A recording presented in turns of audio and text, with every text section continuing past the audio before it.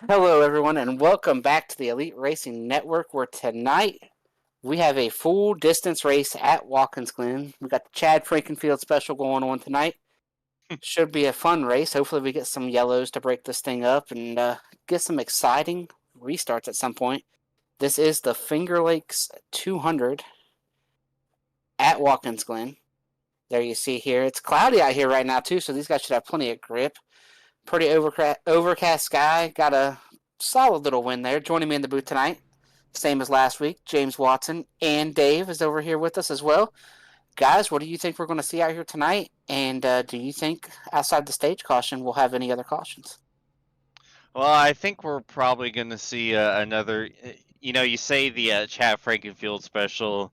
This is, I think, going to end up being the Ethan Stanley special once again. That man is pretty unstoppable at road courses, provided his internet is in proper working order. But yeah, I think we're gonna see a good race, and I feel like, especially with some of the things I saw in the '03 Cup Series race here, I think we're probably gonna see some extra calamity that will bring out yellows. If people can't stay away from that stack of tires there on the inside wall exiting the carousel. Yeah, and one thing I want to see out here tonight is it probably won't create too much chaos, but I want to see us get about halfway through a set of pit stops and get a caution for some reason and shuffle this field up. Some guys have to pit who didn't pit. That's where the excitement will come in. Maybe we get Ethan Stanley trapped in traffic. I don't know, maybe 10th to 15th, force him to have to make some passes. Like you said, his internet has been, well, it's not been great for him here recently. And he had one of these races. I believe it was this race last season or a couple seasons ago at Watkins Glen, because I remember broadcasting it with Dave and maybe Robert Hill. Ethan had a 34-second lead and lagged out with 2 laps to go from the lead. So just because somebody's running away late does not mean something can't happen. It's kind of like a motor failure, when you lag out of these sessions and whatnot. So not saying I want to see that, but I want to see an exciting race. Dave, what is your outlook here tonight, and what do you think is, or who do you think is going to win this race? Well, I'm not going to take the obvious choice, so I'm going to take. I'll take David Tooker from the 6th position to win the race, and I'm thinking we'll have maybe 2 admin cautions on top of the. So you're saying 2 admin cautions. What about you, James? Who's your pick to win this thing, and what is your number on the cautions? Um, I think we could, if we're not picking chalk, I think that Blake Reynolds might be able to pull it off. We've seen Blake have some monster performances here at the road course. He's a damn good road racer in his own right, and he's starting 13th, but as we've seen, starting position doesn't really matter a whole lot if you're just ridiculously quick. Yeah, and I think I'm going to go out on a limb. My pick to win this thing is going to be Justin Wadsworth from the 3rd position. He's gotten pretty good at this road racing stuff. I think he's going to be able to get that mission accomplished. We are now joined in here for just a quick second with our race controller. We just want to let you know, William, don't be stingy on that yellow tonight. And you want to go ahead and throw out a race pick here? Who do you think is going to win this thing? Yeah, well, the easy pick would be Ethan Stanley, so I'm going to not go with him. I am going to go for the 5 car of Jonathan Cutlip. Very accomplished driver on the ovals as well. Hasn't had the same success on the lefts and rights, but I have a feeling that he will run well. Maybe not win. I think Ethan Stanley's still going to dust everyone, and maybe Blake Reynolds as well, but I like to think John Cutlip will be in the picture tonight. And it is very cloudy out here, but if you're watching at home, don't think we're going to race in the rain. iRacing does not yet have a stock car rain tire. Maybe soon. I can't wait until they do, because it is going to be so much fun to sit in the booth and watch Chad put these guys out here in the rain on this Monday night series. Some of these guys have trouble here in the dry. It's going to be a heck of a time when they do get that rain tire here on iRacing. Absolutely, and I Cannot wait for that, because that's going to be interesting, to say the least. It'll be fun, especially from where we're sitting, as long as we're not in the race. Oh, I would have a blast even if I was in the race. Nonetheless, it would be fun. The rain has greatly improved. It's made that road stuff so much more fun, so much more exciting. That dynamic stuff, it takes a whole different kind of set of skills to be fast in the wet versus in the dry. You know, I've gotten to be teammates with Ethan Stanley on that sports car side, and we have raced in the rain. Stanley struggles a little bit. He struggles with the grip level, and I mean he's still faster, than me. Don't get me wrong. Like, it's not even close. But he also, I believe in the 24 hours race we did, or maybe I think I got cut down to 12. I think I got cut in half. But he was spinning out at least once or twice a stint. So we won't see that tonight, but I can't wait until that does come on the sim. As you can see, Stanley, we have talked about him a lot. He is your pole sitter with Fody and Wadworth. I mean, hey, even Achilles had a weakness or two. Here we go. That first trip up the S's, if we can get all the way up the S's, will be an exciting one. We see a lot of restart wrecks here, a lot of start wrecks here. If we're going to see any kind of chaos, it's going to be here in the first 2 or 3 laps. Here they come down for the green flag. Green is out. Pretty good start there for our pole sitter. Maybe not as good as he would have liked it to be. Wadsworth with a peak. Gets back in line. Chad's on the outside. We're 3 wide back in the mid-pack. Cars going everywhere, running out all over that curb. All over that runoff. Side by side up the S's, though. Fody's going to try to take this fight to Stanley. Yeah, this is going to be tough. He's not going to have any sort of great position going into the bus stop. Man, I think Wadsworth was thinking about taking it 3. They get singled out here through the bus. Oh, wrecking in the back. Scott Crump's around. Gavin Higgins is involved. See here. Oh. Oh, is that Blake? Oh. Man, that was a long way back. No kidding.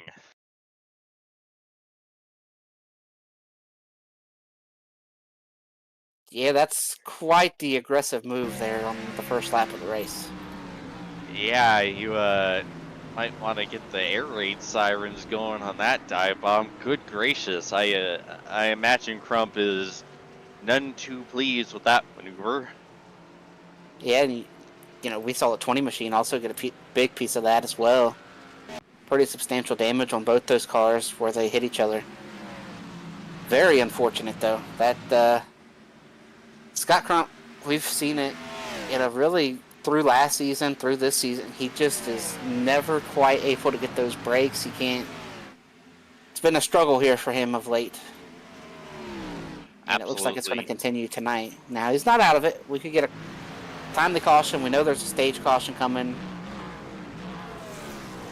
Definitely not the start he wanted. We're going to be side by side. Connor and Phillips. What a move by Phillips to just complete it on the outside going into the bus stop. That was a ballsy move. That could easily ended up with him getting turned and going right into the wall in the bus stop, but he nailed it perfectly. Impressive by the 34. Oh, and here we go. We got the 24 pulling out. Trying to make his way forward. Hossack on the inside of, I believe it's Harrison Talon. So tough to make a pass back here, too, with a lot of back and forth. You're on the inside for one corner, the outside for the next. Oh, is Gavin Hibbs going to make it 3? Oh, it's going to be 3. Oh, no, Oh, Harry. Harrison! Oh, no! Oh, Josh Adams. That's a wreck down here in turn 1. Oh, Mark's down here. The 3's down here. Oh, no. And that is a caution. We do get a yellow. Oh, Harrison tried to make the business decision back out of the 3 wide, but looks like just maybe got on the brakes a little too hard, locked the rears, and just hung a left into the outside wall.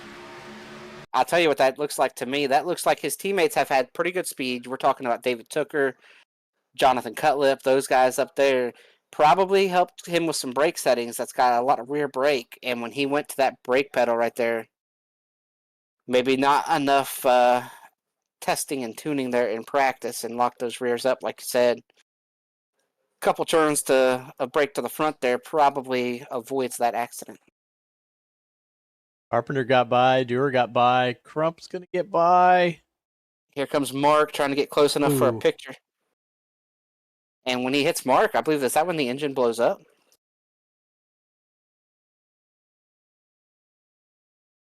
That thing's smoking down there. It's pretty good.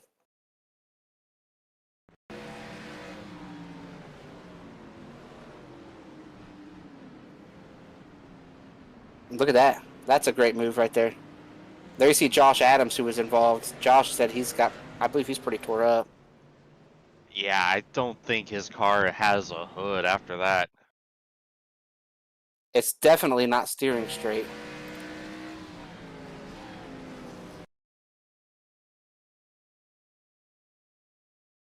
Just unfortunate.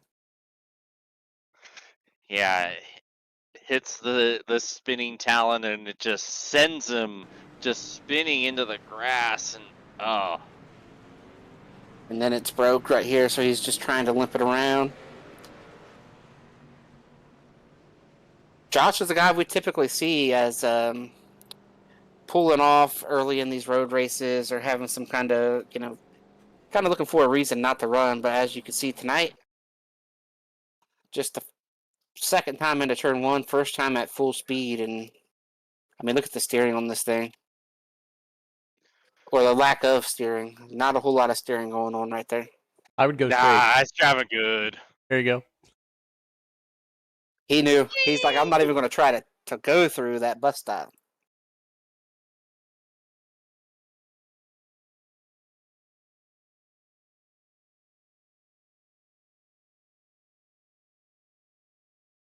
So here we come to the pit road, and the pits are open. I think we'll see Scott Crump. I think we'll see Gavin. Gavin's got a good bit of damage.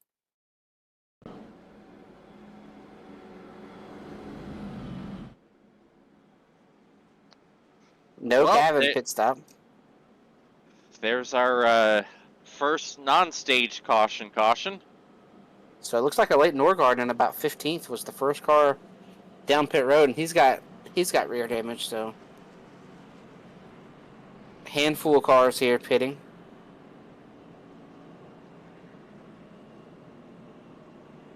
There's no tally on the Blake Reynolds Crump incident because they can't see any damage on Crump's car. Crump did not come down pit lane to see if there was any damage, so.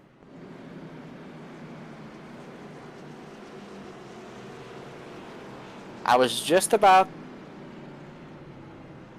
to maybe throw to a break, but I think we're getting one to green. Yeah, that's what they're discussing. Taking a poll of the entire field.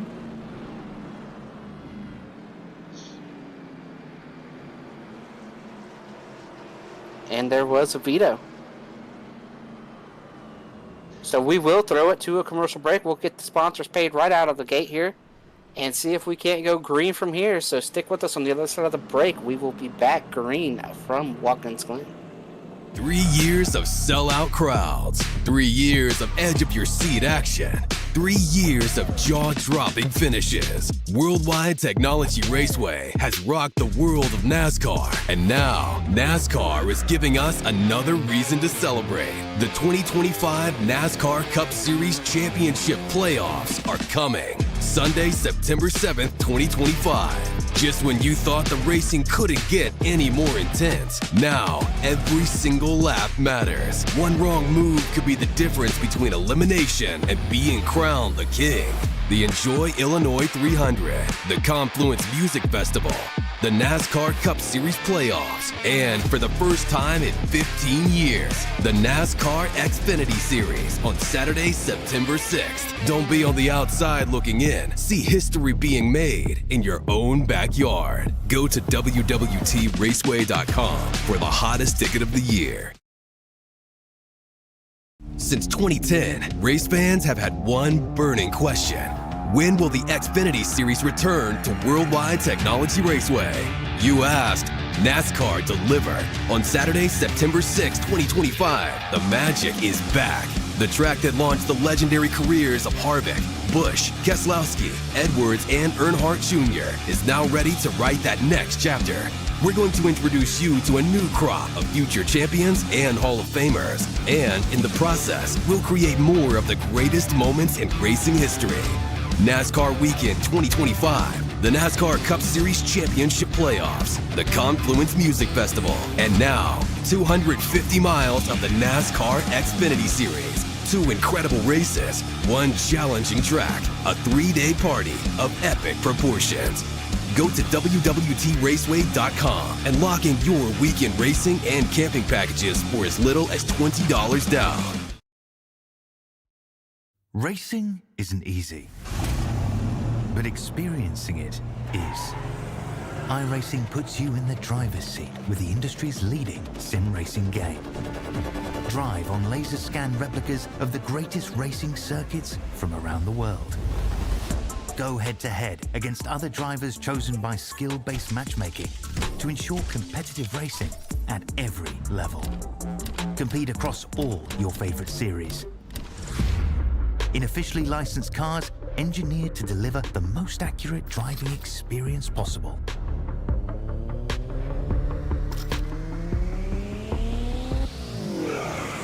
Join a race or host your own with players from across the globe. Race against the computer or in a league with friends. Feel the thrill behind the wheel. Visit iRacing.com.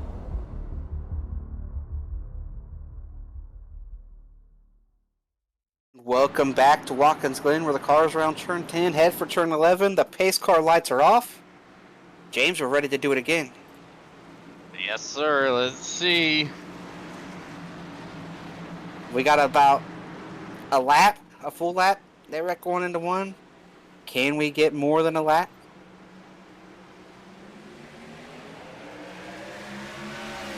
Green is out. Another good start for the front. Well, wow, great start there for Stanley. 3 wide in the back. Seth is diving in. Lord. Bumper cars happening. Aggression. We So lived. far.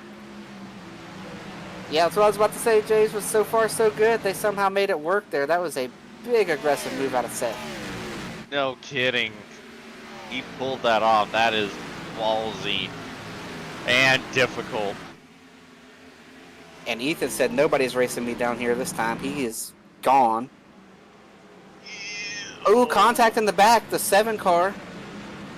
I don't know if he's going to make the bus stop or not, but that was about as exciting as he wants to get through there tonight.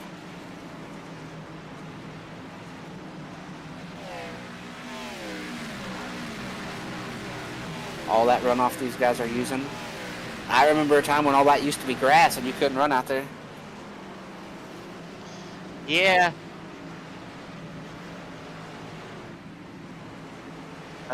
No, I am not an admin. Oh, big wreck over here between 10 and 11. The 34's involved. Oh, the 24. Huge wreck that needs a I caution. think we're going to get a caution. We need a caution over here in turn 11. I do not have admin rights, so I am not able to do anything. I did it. I took it.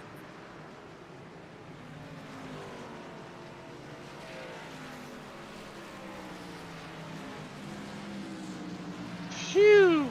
Chris, you might mic up in race and let him know that that Williams not in server yet.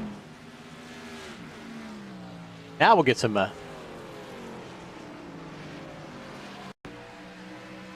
Is that the right Back up. channel? Yeah, yeah.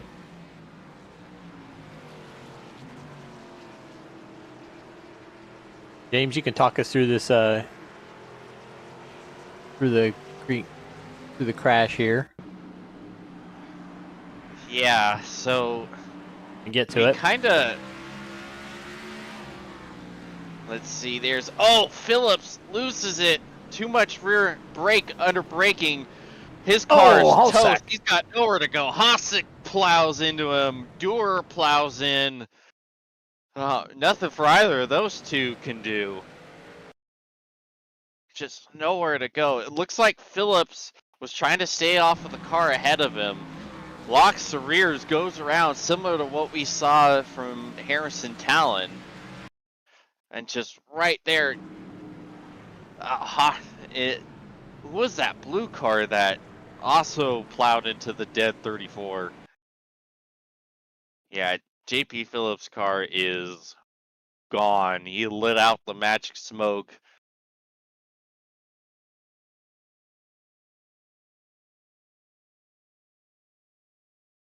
Trying to look at a couple other viewpoints of this. See Mark Rebilas able to avoid it. Michael Hosick is retired from the race, and no surprise from that.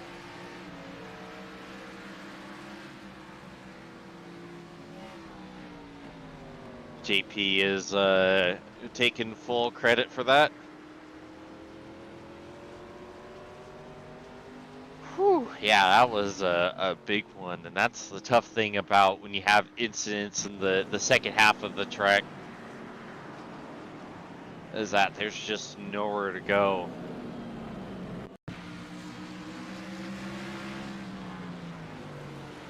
Looking from the 71 and Dave Carpenter. Whoa! Yeah, he's just going to be Having to involved come because to- he had to come to a stop. Yeah, but great wreck avoidance from Dave there. How did Hosick get down here? Is he? I think he's just trying to turn it around. Yeah, I think he's and- trying to turn around with a broken car. Yeah. I think the blue car that was involved in it might have been Brent Jones. Yeah, sure looks like the 89.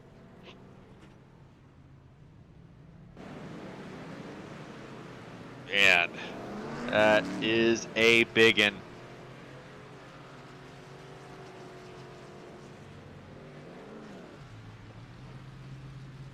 Oof.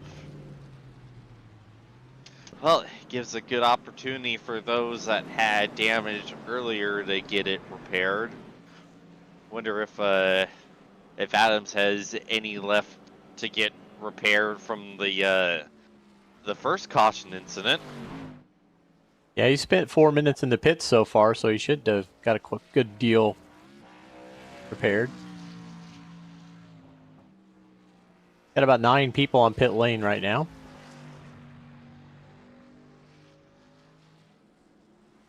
I think we're talking about advancing once again. Once again, we're getting some vetoes here. All right, And- we are not 1 to green. As per the rule, if one person doesn't want them to go green, then they will stay yellow. We had one person that didn't. They yellow another lap. And Adams will be able to get more damage repaired. You see the 89, the 32. Josh Adams back Have to- in. Have to wonder how much damage Brent Jones has. I think Dewar said his engine grenaded from that. So, yeah, I don't think we'll be seeing Dusty back here. Yeah, Dusty blew up back there. That's for sure. He told me that because he wanted me to clear some flags.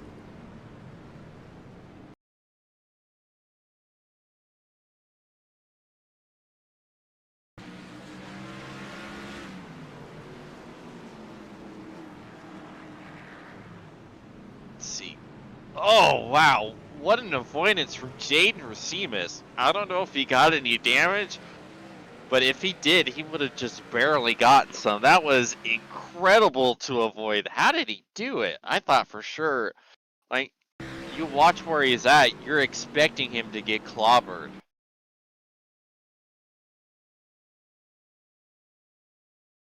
Yeah, there's nowhere to go there. A little bit of contact there on the back of Brent. Wow! Incredible job from Jaden to avoid that. If anything, maybe, yeah, like you said, Dave, if anything, there might be a little bit of damage on the left front, but nothing that can't get fixed under the stage caution. Great job by Jaden.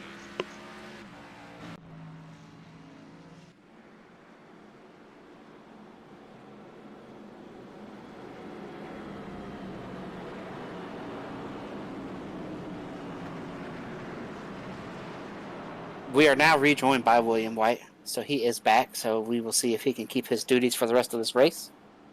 But at least now I know, because when you asked me, Dave, when the caution didn't come out, I was like, I don't think I have those duties tonight.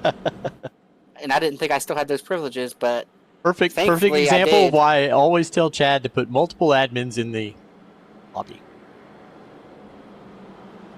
The internet can be cruel at many times, and people. Yep, so we got it taken care of, and if William falls out again, I guess we'll be able to slide right over into that seat. I appreciate James stepping up, and James, if it happens again, you will become lead commentator. Hooray! And I even popped in and talked more. And it was much appreciated, Dave. I'll tell you what Yeah. wasn't appreciated was the fact that I threw a yellow. There was a lot of people who didn't like the fact that a yellow was thrown.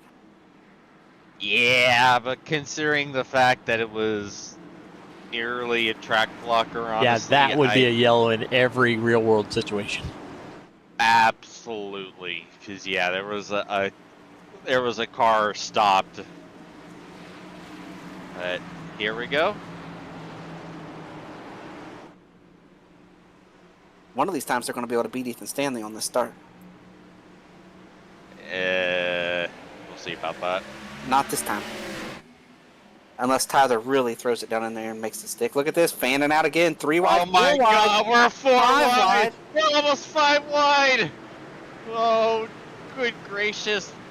They get We mad live. about getting these yellows thrown, but then they take off on these restarts and they try to run 4 and 5 wide through turn 1. Oh, look at Fody though. He might. Oh, this is gonna be close. Contact. Oh, Stanley has wow. to lift not to hit the wall. And here comes Chad. Chad's going to go through to second. Maybe. Stanley's throwing it in there. More contact. Wow, we lived again. I don't know how Chad many. through the grass. I don't know how many times I'm gonna be saying we lived. Like Oh, there's. Jacob Adams is backwards coming out of the bus stop. Here comes Stanley looking back here, trying to take second. Dives in under Chad. Chad beats him to that left-hander.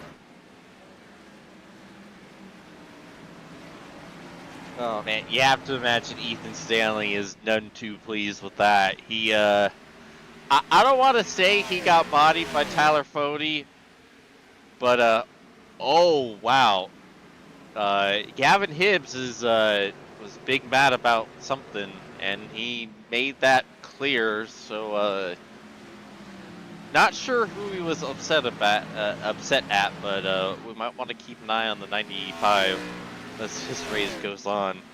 Hey, I But, told you, James, when they took off, one of these restarts, somebody's going to beat Stanley. It turned out to be that one.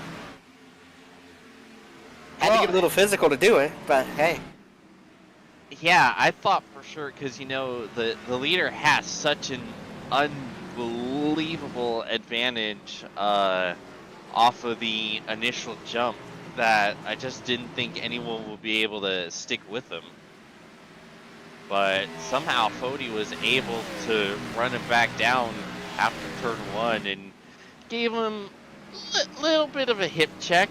It wasn't anything intentional, because you could see Fody was just sliding up in the center of the S's, but it was definitely a little bit of contact into the 91, and honestly, I don't know how they kept it out of the wall. I thought for sure that it was going to be We were going to get a track blocker there. Yeah, looks like Jesse Racimus, I believe.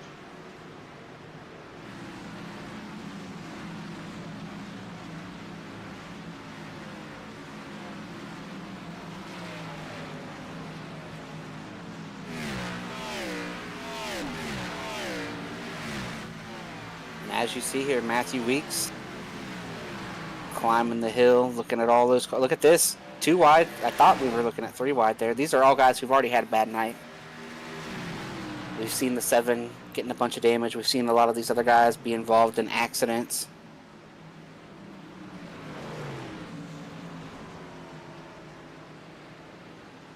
You see, oh, this is going to be close.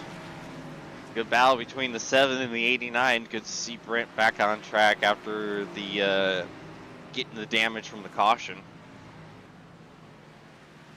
None of these cars are driving good. The toe's out, knocked out on them already.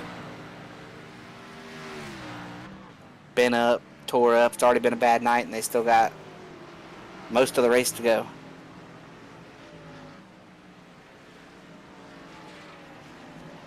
And we're just a couple laps away from a caution. That we are. There you see Mark closing in on these guys from the back. Back up front, Chad Frankenfield's still holding out over Stanley, but Stanley is really... I think he's frustrated. He's driving hard. You see, look at that. Look at that Stanley machine going through there sideways, curb hopping. Chad's driving too off in the grass right there.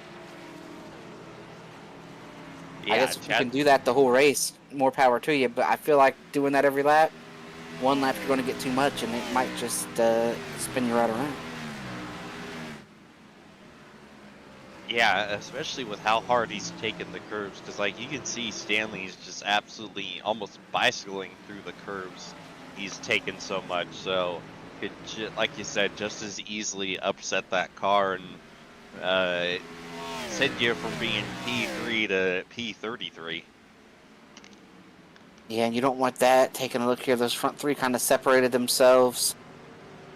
Wadsworth watching on. Fode's kind of wanting to run away, I would think. Knowing the stage is coming, though, he knows he's going to get some points there. One thing about getting physical this early in the race, and this long of a race, when you know there's going to be a couple stage cautions, we've already seen a couple cautions for accidents. You know, Stanley's not going to take care of him on some of these restarts. He's going to be up on it and says, if I have to body that guy, I'll body that guy, so be it. He did it to me. He was willing to run me in the fence climbing the hill. Yeah, Fode wrote himself a check that he might have to cash here. We'll see after these restarts, because we're still going to get 2 more guaranteed cautions. And you know what it looked like to me climbing the hill like that was what ended Jeff Gordon's road course streak when he won all those road course races in a row there in the late 90s, and then they came here in 2000. And Steve Park went on to win the race, but Stewart drove Gordon into the wall climbing the hill, just like what that Fode and Stanley incident looked like there. Yeah, I'll have to take your word on that one, because I wasn't quite around in 2000, as I was 4 years old during that race. Riding on board with Fode. Nothing out the windshield. Clear racetrack. Just got to hit his marks, get some points in a couple laps, and maybe that's all he wanted. Maybe he'll win the stage, and he understands, and Fode, you know, maybe he'll give it back to him and say, hey, I was just trying to get those points. Every point matters to all these guys, but maybe that mattered just a little bit more to Tyler Fode right there, because if Stanley would have stayed in it, he might have wrecked both of them. And that, like I said, that's what I thought was going to happen. I was about ready to scream bloody murder, expecting everyone to pile into those 2. Maybe even a voice crack like we got in yesterday's truck race. And look at this. Chad's going to try to take these points away. We know Chad will be aggressive. The heat is on there behind that 40 machine. Chad's the only guy I see that is consistently running over that curb in the middle of the S's. Everybody else is trying to stay away from it and not hit that curb, but he is using it to help the car turn instead of lifting as much going up those S's. And here he is all over the back of that 40 machine. Just all over him. Chad has shown up tonight and he thinks he can win, and he is putting the pressure on that 40 car. And here comes Stanley looming large behind them. Yeah, if you're going to make this pass, I think you got to make it quick if you're Chad. Because if not, you're going to give that spot back to Stanley. So you got to make sure you do this and do it in a hurry. Try to get that good drive off 11. Fody slid a little bit. Stanley's going to pit, coming 2 to go. Oh, but pit row was just closed.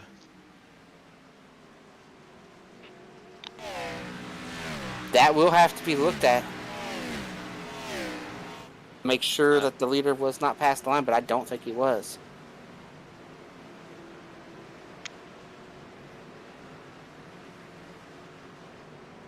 Well, I think he should be clear.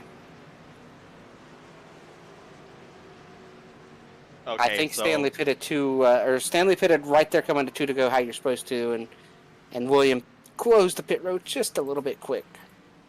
Yeah, and I think his black flag was cleared. It was. It was taken care of, and good job there by William to... Oh, Michael Goodman. Uh-oh.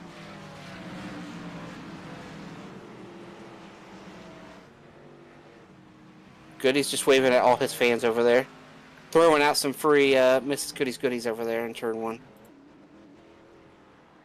Oh. Missed the line there just a little bit. I will tell you, this battle for the stage win is going to be absolutely incredible. Chad is all over him.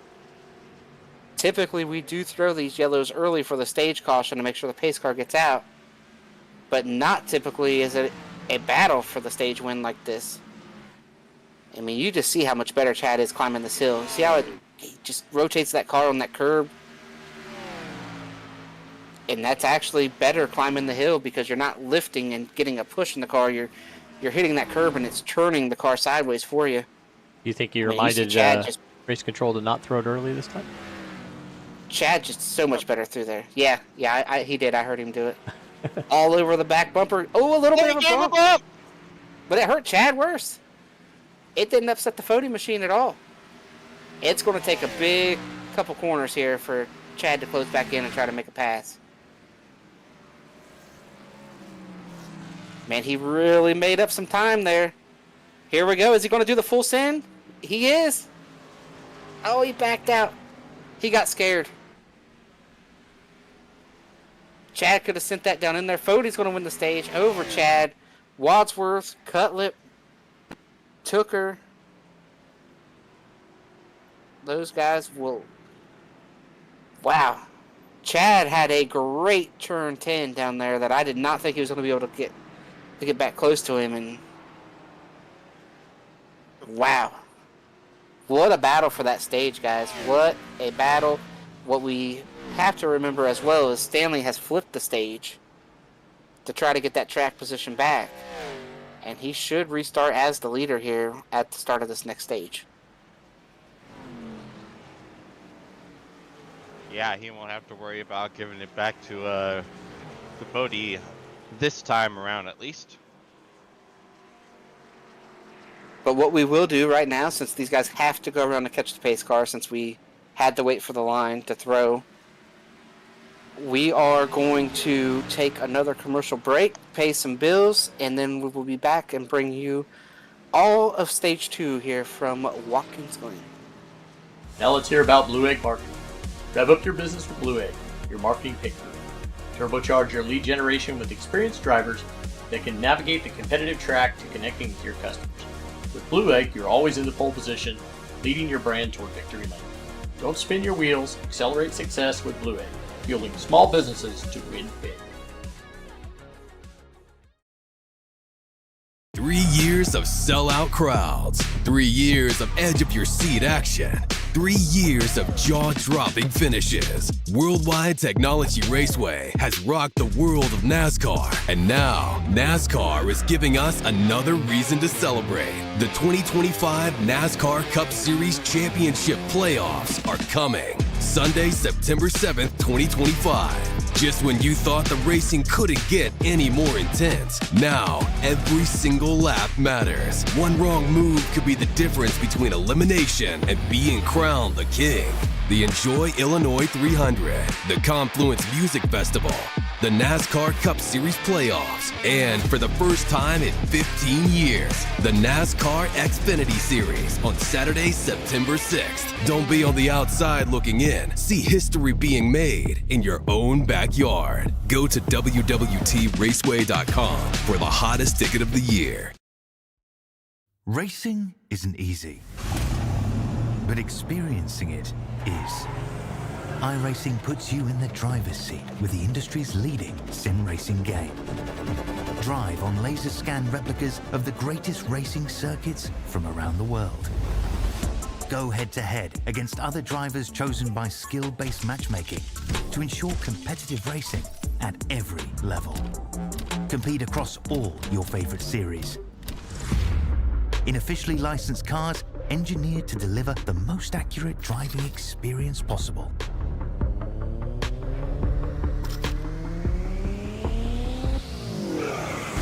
Join a race or host your own with players from across the globe. Race against the computer or in a league with friends. Feel the thrill behind the wheel. Visit iRacing.com.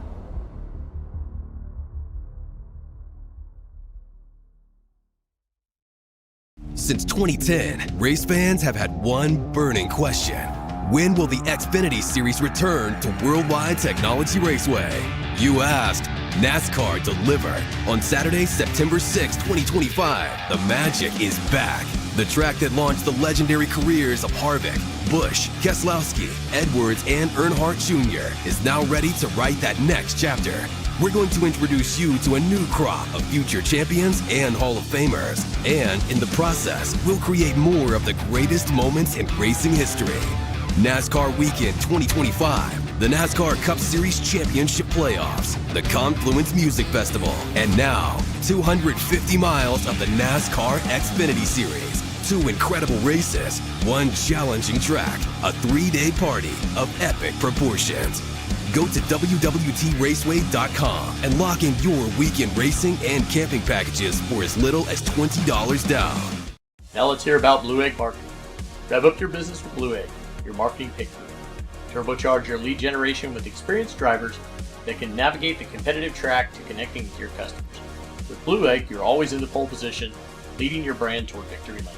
Don't spin your wheels, accelerate success with Blue Egg, fueling small businesses to win big.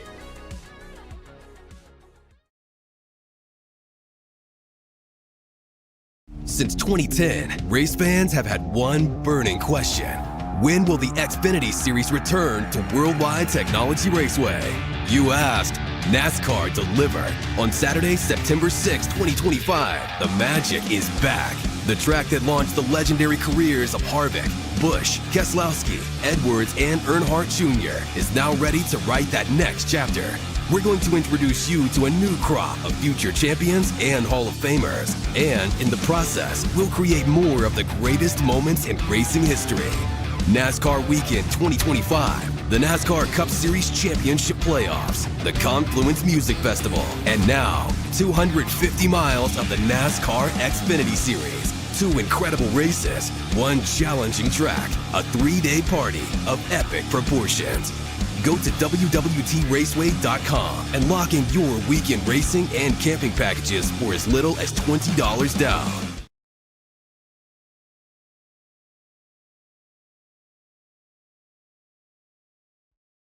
Racing isn't easy, but experiencing it is. iRacing puts you in the driver's seat with the industry's leading sim racing game. Drive on laser scan replicas of the greatest racing circuits from around the world. Both go head-to-head against other drivers chosen by skill-based matchmaking to ensure competitive racing at every level. Compete across all your favorite series. In officially licensed cars, engineered to deliver the most accurate driving experience possible.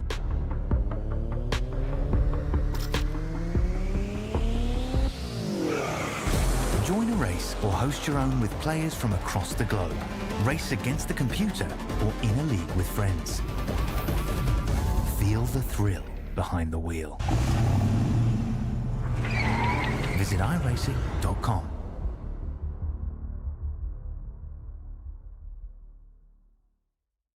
And welcome back to Watkins Glen, where, as we talked about, Ethan Stanley stayed out, but he is not going to be the leader.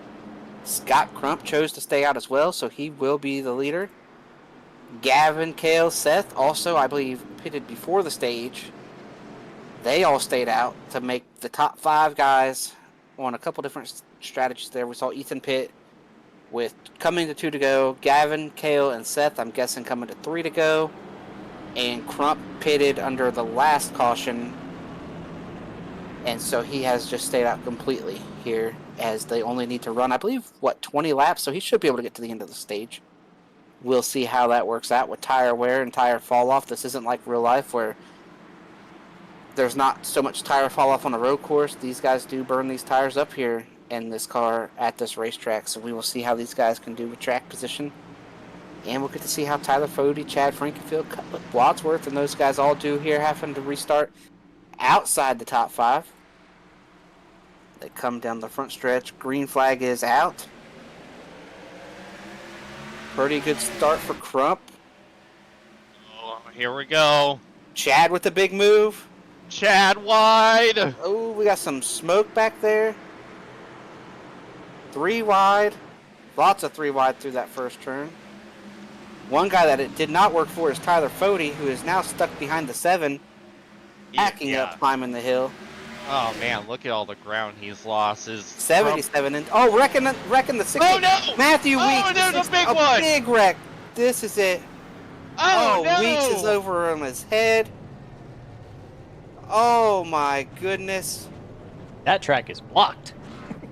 Absolute calamity climbing the hill here. The track is jammed. The track is jammed. If we take a look at this, you see, I think this all started. I think it started up around the 77, where he hit the wall right there beside Fody. The 77 drives into the wall. These guys back here react. So if you look like right up beside the Tyler Fody machine, these guys on old tires running up into the wall. I think the orange car has a direct line to see it. And when the orange car checks up, he just gets ran over, I believe.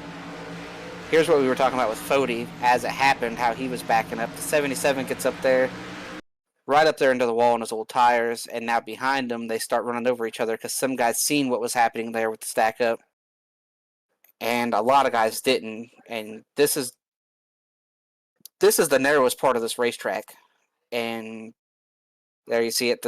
So that car seen it. Tyler didn't. Tyler popped there, seen it, or did not see it. Turned the 68.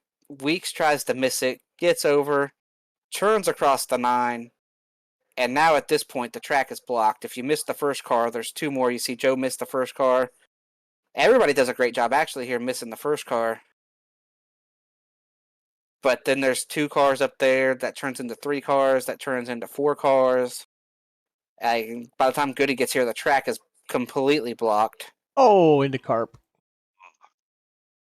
And there you see 1, 2, 3, 4, 5, 6, 7, 8, about 9 cars or so right there.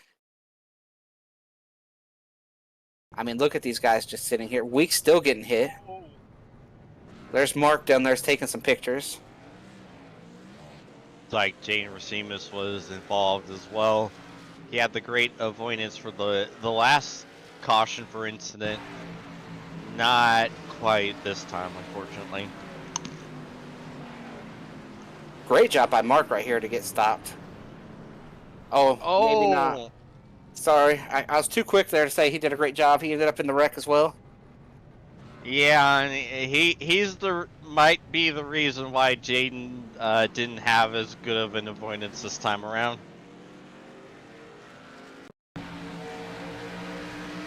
Yeah. Cars just go everywhere.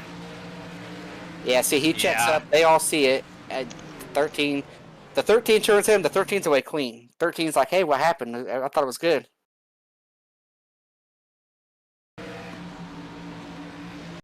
Yeah.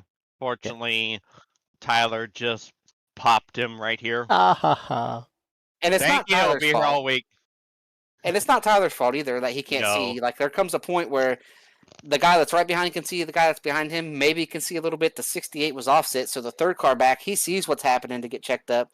But where Tyler is, Tyler's trying to look through 5-6 cars there to see the initial contact and everybody checking up, and you just can't see it.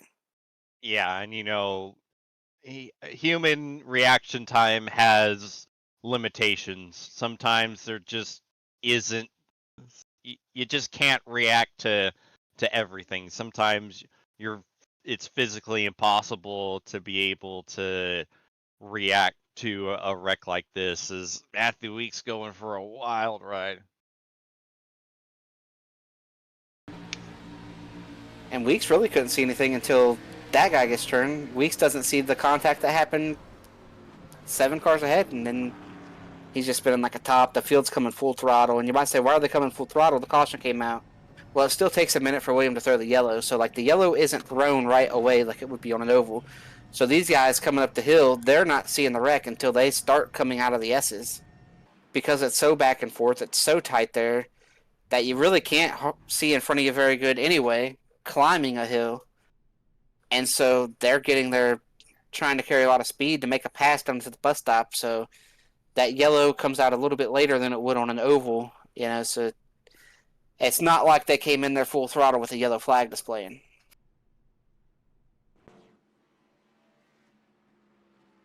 Yeah, and as you can imagine, Matthew has retired from the race, as well as Dominic Wright, Jay Connor.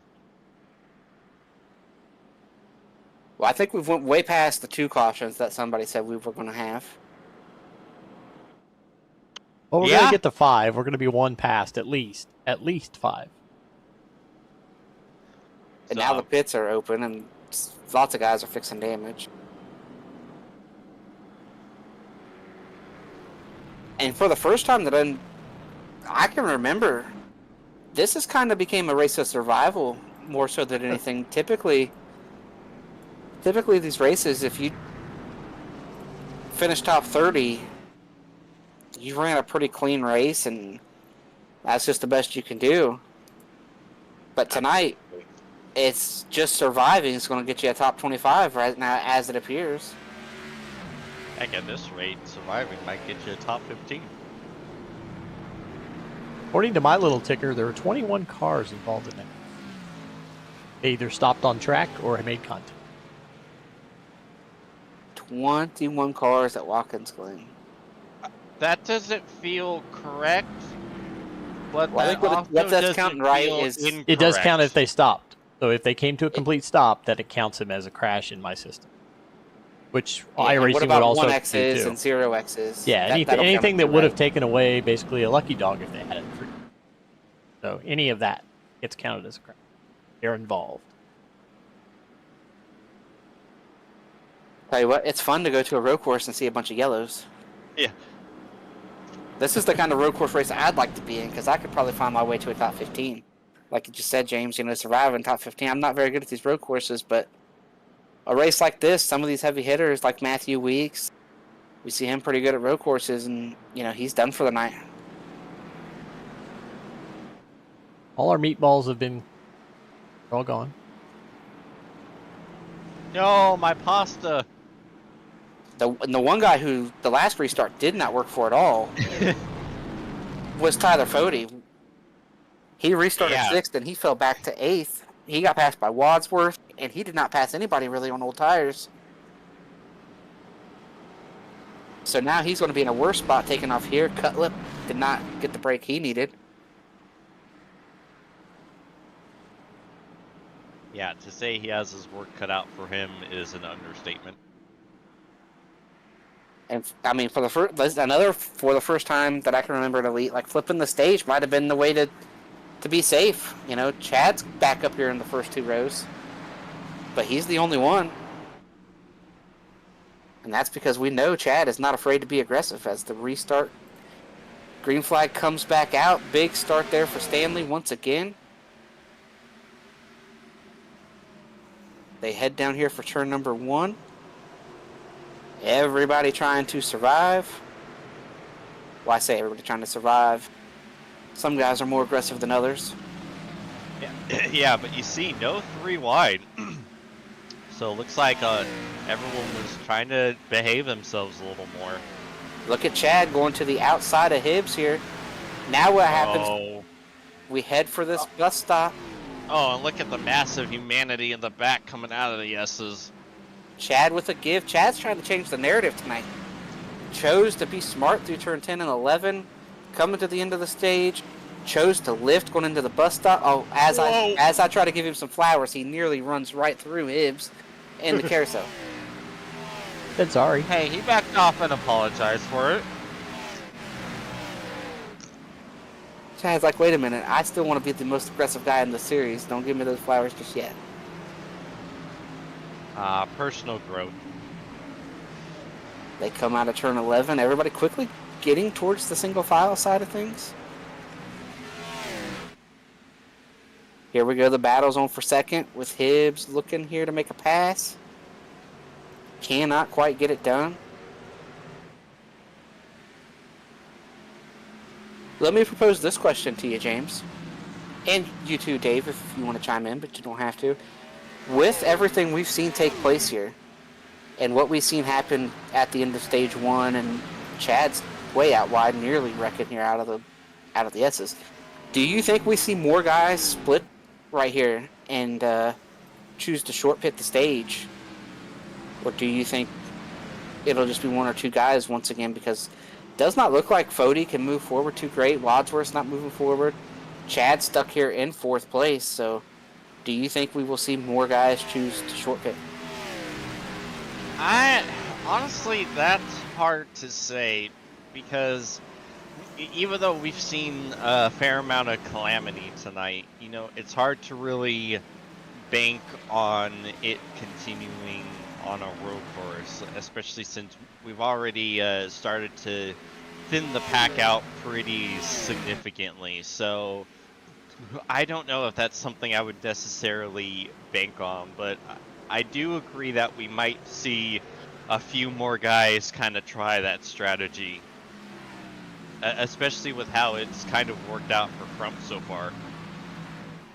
And Crump didn't even short pit. That's a guy who just stayed out. He hasn't been on pit road since that, Lap 3rd 5. caution? 2nd caution? Yep, lap 5.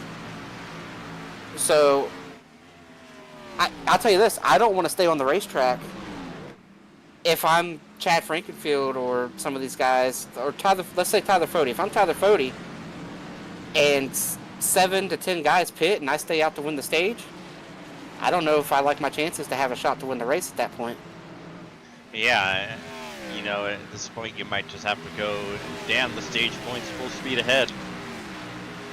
Now, if I'm a guy who doesn't think I have a shot to win, like I don't think Cutlip's got the race-winning speed that he would like tonight.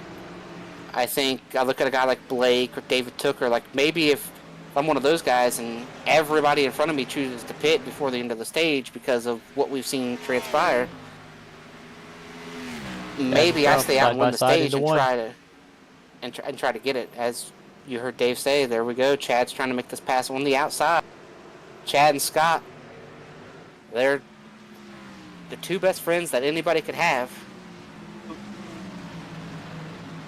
Unstoppable force versus immovable object. Side by side, climbing the hill. No give out of either guy. Oh, And now here we go. What does Seth do? What does Justin do? Like, you guys, everybody's got to make a decision here. Oh, they're going through this side by side, some contact. Immovable object just got moved. I get Scott trying to put up a big fight, but at the same time, man, that's tough. Now you're going to get passed by Seth. Seth's going to be on the inside of this left-hander, which in my opinion, this is the corner that I would want to try to make all my passes in, is down into this left-hander. And Scott... Oh, there's contact! Oh! Crump going into the gravel. You defend that hard, and it's not Scott's fault, I don't think. We'll have to look at a replay. It's not Scott's fault that he just got hit, but when you're being that aggressive defending, you're trying to keep that track position on way older tires than everybody's. You put yourself in position to get ran over. Let's see here. Seth takes a big dive. Seth gets sideways. But Crump is sideways there too. Yeah, I think that might have been more Crump than the 25. I think Scott got sideways going through the middle of that corner, and that's what brought him down into the 25. I mean, it's hard to say because, like, Seth isn't all that far alongside. You know, at most, he's maybe at his rear axle, which isn't a whole lot. To me, you can't quite count that as alongside. But, you know, Scott does get a little loose, but I feel like I would maybe put that on Seth a little more just because of how little alongside he was at that point. And my argument would be, if I was Scott, or if I was Seth, my argument against that would be, listen, this isn't a road series, this is a stock car, and if I'm there, even if I'm just up there a couple inches, like, I'm there, and you know I'm there, the spotter told you I'm there, and you still chose to turn in and either run me tight or run me tight enough to where you got sideways and came down into me. You know, we've seen that in NASCAR with a lot of contact, and that's why this racing series was so great at the road stuff before this next-gen car, was because these cars were so hard to drive with all the power, with all the tire fall off, and we could see moves like that and lots of contact and get away with it. Obviously, they didn't get away with it right there, but with this new car that they've got, it's really hard to get to people and whatnot. But I just think I would probably lean towards Racing Deal because they were both sideways, but I think in a stock car, if you're there, you're there. It doesn't matter how far you're in there. Yeah, I suppose that's fair. And Scott knew that these guys were all over it, too. Scott knows he's on the oldest tires on the racetrack by a long way. He was very aggressively defending, and I mean, sometimes when you defend that aggressively, you get wrecked or get yourself wrecked. But he put himself in a terrible spot down there. Yeah, you're writing yourself a check that you might have to cash, and I think Scott definitely cashed it at that point. So here comes Tooker looking to the inside of Rawls. And we've seen that play out right there. Tooker barely got in there, and the 25 gave him room. It was the same thing we seen down in the turn 10, and the 25 gave him the room that the 90 did not give him. But the 25 also is understanding as well, probably, that these guys are on way fresher tires, and they're going to move through him. But it's taken him a long time, whereas, if, like we talked about, if you choose to flip this stage, you don't have to run a full fuel load. You can split this thing up. You can run 10 laps and pit under green. I mean, there's a lot of different ways that you can run this last stage. They're not going to be able to run to the end without pitting on the other side, even if they pit on the stage caution. You're not going to run this. You're not going to run 40 laps on a tank of fuel. No, and that's what I do appreciate about the stage cautions, is that it just kind of opened up the strategy book quite a bit in a way I'm not entirely sure no cautions would have, as nonsensical as that may sound. I think if I was out here in this race and I'm close enough to the leader to pit without getting lapped, and I understand Stanley's probably going to pit here as well, I'm pitting, and I'm saying when I start giving up some track position on the other side, I'd have some kind of target, either distance to the leader in mind or target position when I get back to, if I were to fall back that far, and then I would just pit. And if I have to pit way early and run a full length run to the end on the other side, then I do it. If I get closer to splitting the run and maybe doing like a 15 and a 15 or an 18 and an 18, whatever it might work out to be. But I think I would definitely flip this stage. I think seeing what we've seen here this race, I'm flipping the stage because Chad's only gotten back to third, and he has had to fight and claw just to get there. Yeah, I agree with you completely. Stanley has turned this part of this race into what we thought too. This is what we thought we were going to get. He had some contact early, didn't win the first stage. Does he stay out and win this stage? I think if you're going to pit back here in the pack, you can't bank on him. And we see Crump on pit road here, but you can't bank on him pitting. So you really, if you're running anywhere, but if you're anybody but Stanley, you got to pit this time. You got to come right here, get to pit road, and force Stanley's hand the next lap. Because I think if everybody stays out this time, Stanley can stay out and understand that he's going to keep the lead on the other side of pit stops other than Scott Crump, other than one guy. So I think in order to force Stanley to have to make a decision, we need to see some guys peel off the pit road right here. We will see if they do. Taking a look here at Hibbs. Does he pull off? Does he try to play the stage game? Here they come for turn 11. 95's coming. Chad's staying out. Fody's staying out. The 6 is staying out. A lot of guys staying out. Anybody else coming? Interesting. I'm not seeing anybody else coming down pit road right now, so that's quite the surprise and the shock to me that nobody else is going to try to pit here. Now, if I'm Stanley, I think I stay out and win the stage. I feel pretty good about restarting third, possibly fourth. You're going to restart in the first 2 rows. If I'm Stanley, I'm staying out and winning the stage because as long as he stays out, they can't pit. Like you can force their hand at the strategy that you want them all to play with you. Unless somebody wants to get real aggressive on the strategy and stay out here. Because they probably could run another 10 or 15 laps. So you could one-stop it from here. You could stay out under the stage caution, run 10 or 15, pit, and that be your only pit stop that's left in this race. They come off of turn 11, and Stanley is going to come to pit road. I don't like that call for Stanley. He could have won the stage and still restarted in a pretty good spot. But now, we're going to have that great battle again for the end of stage 2. Yeah. Chad versus Fody, round 2. And this time, Fody is the chaser.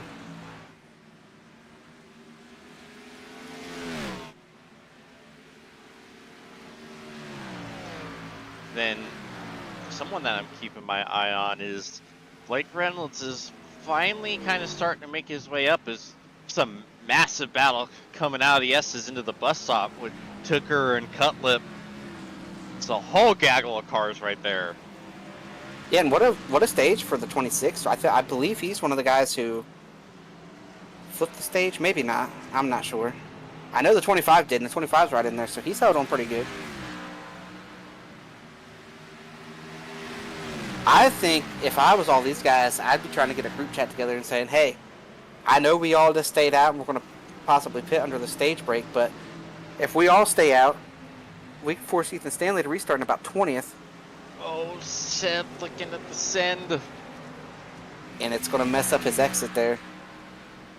Might knock him out of the stage points depending on what happens with the rest of this lap. Yeah, I don't quite understand that move and trying to make it at that point. You know, because like you said, it kind of puts him on the defensive now too. Thankfully for his sake, he's able to hold off Mikołajczyk for now. As now Paul's going to have his own battle as here comes Tommy Ryan. I think that move in turn 11, that takes a full send. You got to be willing to put it out there on the table. Anything less than a full send puts you in a spot to defend. Yeah, you need to go full Zillage there. Now, I don't know about full Zillage, but you got to be committed to the move and just believe that it's going to stick. If you're going to make any kind of move there, you got to believe that it's going to stick and put it out there. And If it doesn't, you got to own it and apologize and hope you don't wreck anybody. And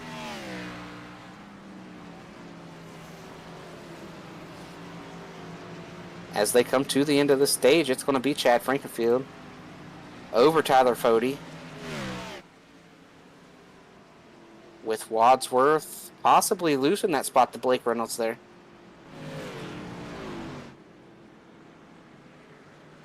Tooker, Wilkinson, Cutlip, Rawls. You get Paul. You got Tommy Ryan back there. Those are the stage point getters.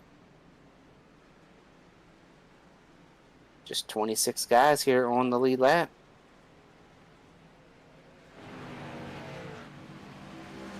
So stage 1 finished Fody Frankenfield. Stage 2 finishes Frankenfield Fody. I feel like, James, we've done a good job setting up the pit strategy. We know Stanley's staying out. He's going to have to make one more pit stop. But everybody can make it on one more stop. Do they choose to stay out here and keep the track position? Or are they all going to pit here and give Ethan Stanley the lead back? Yeah, that's the fun thing. We have absolutely no clue. We have no idea what's going to be going on with these strategy calls. And this, to me, is where racing is at its most fun for us to watch and broadcast, is because, you know, we truly have no idea what strategy is going to work out, what strategy is the best to be on. Like, this is truly unpredictable. So all of us are just, you know, watching it at the same time, and we're like, who knows which one works? Well, one thing that is predictable is that this caution is going to be a lengthy one. So possibly, if they run green for the last time tonight, we are going to take another commercial break, get in all the sponsor reads we need to get in, and then some. So stick with us. On the other side of the break, we will take you to the finish at Watkins Glen. 3 years of sellout crowds, 3 years of edge-of-your-seat action, 3 years of jaw-dropping finishes. Worldwide Technology Raceway has rocked the world of NASCAR, and now NASCAR is giving us another reason to celebrate. The 2025 NASCAR Cup Series Championship Playoffs are coming Sunday, September 7th, 2025. Just when you thought the racing couldn't get any more intense, now every single lap matters. One wrong move could be the difference between elimination and being crowned the king. The Enjoy Illinois 300, the Confluence Music Festival, the NASCAR Cup Series Playoffs, and for the first time in 15 years, the NASCAR Xfinity Series on Saturday, September 6th. Don't be on the outside looking in. See history being made in your own backyard. Go to www.raceway.com for the hottest ticket of the year. Since 2010, race fans have had one burning question. When will the Xfinity Series return to Worldwide Technology Raceway? You asked, NASCAR delivered. On Saturday, September 6, 2025, the magic is back. The track that launched the legendary careers of Harvick, Busch, Keselowski, Edwards, and Earnhardt Jr. is now ready to write that next chapter. We're going to introduce you to a new crop of future champions and Hall of Famers. And in the process, we'll create more of the greatest moments in racing history. NASCAR Weekend 2025, the NASCAR Cup Series Championship Playoffs, the Confluence Music Festival, and now 250 miles of the NASCAR Xfinity Series. 2 incredible races, 1 challenging track, a 3-day party of epic proportions. Go to www.raceway.com and lock in your weekend racing and camping packages for as little as $20 down. Now let's hear about Blue Egg Marketing. Rev up your business with Blue Egg, your marketing pick. Turbocharge your lead generation with experienced drivers that can navigate the competitive track to connecting with your customers. With Blue Egg, you're always in the pole position, leading your brand toward victory lane. Don't spin your wheels, accelerate success with Blue Egg, fueling small businesses to win big. Since 2010, race fans have had one burning question. When will the Xfinity Series return to Worldwide Technology Raceway? You asked, NASCAR delivered. On Saturday, September 6, 2025, the magic is back. The track that launched the legendary careers of Harvick, Busch, Keselowski, Edwards, and Earnhardt Jr. is now ready to write that next chapter. We're going to introduce you to a new crop of future champions and Hall of Famers. And in the process, we'll create more of the greatest moments in racing history. NASCAR Weekend 2025, the NASCAR Cup Series Championship Playoffs, the Confluence Music Festival, and now 250 miles of the NASCAR Xfinity Series. 2 incredible races, 1 challenging track, a 3-day party of epic proportions. Go to www.raceway.com and lock in your weekend racing and camping packages for as little as $20 down. Racing isn't easy, but experiencing it is. iRacing puts you in the driver's seat with the industry's leading sim racing game. Drive on laser scan replicas of the greatest racing circuits from around the world. Go head-to-head against other drivers chosen by skill-based matchmaking to ensure competitive racing at every level. Compete across all your favorite series. In officially licensed cars, engineered to deliver the most accurate driving experience possible.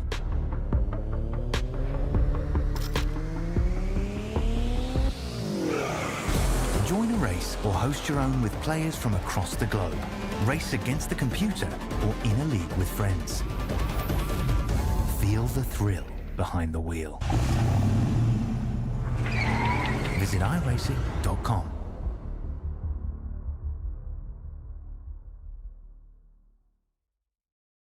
3 years of sellout crowds, 3 years of edge-of-your-seat action, 3 years of jaw-dropping finishes. Worldwide Technology Raceway has rocked the world of NASCAR, and now NASCAR is giving us another reason to celebrate. The 2025 NASCAR Cup Series Championship Playoffs are coming. Sunday, September 7th, 2025. Just when you thought the racing couldn't get any more intense, now every single lap matters. One wrong move could be the difference between elimination and being crowned the king. The Enjoy Illinois 300, the Confluence Music Festival, the NASCAR Cup Series Playoffs, and for the first time in 15 years, the NASCAR Xfinity Series on Saturday, September 6th. Don't be on the outside looking in. See history being made in your own backyard. Go to www.raceway.com for the hottest ticket of the year. Racing isn't easy, but experiencing it is. iRacing puts you in the driver's seat with the industry's leading sim racing game. Drive on laser scan replicas of the greatest racing circuits from around the world. Go head-to-head against other drivers chosen by skill-based matchmaking to ensure competitive racing at every level. Compete across all your favorite series. In officially licensed cars, engineered to deliver the most accurate driving experience possible.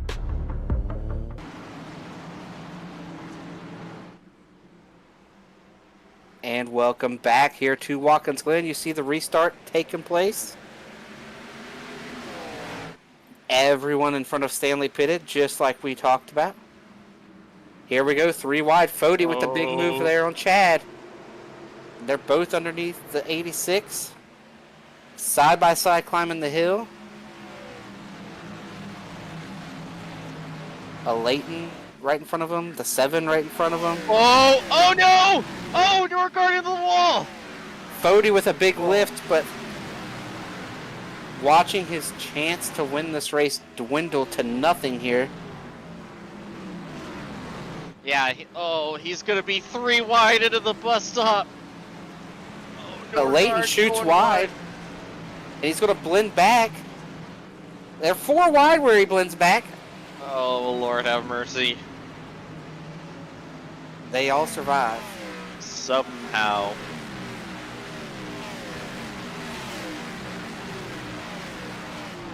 Pure chaos out here on these restarts. Oh, the 12 gets sent by the 66 now.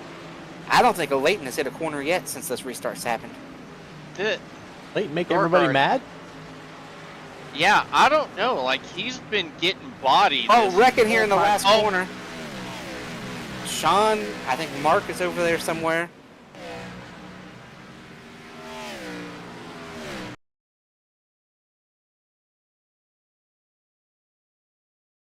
Oh, Mark gets in the back of him. Mark had his camera in one hand.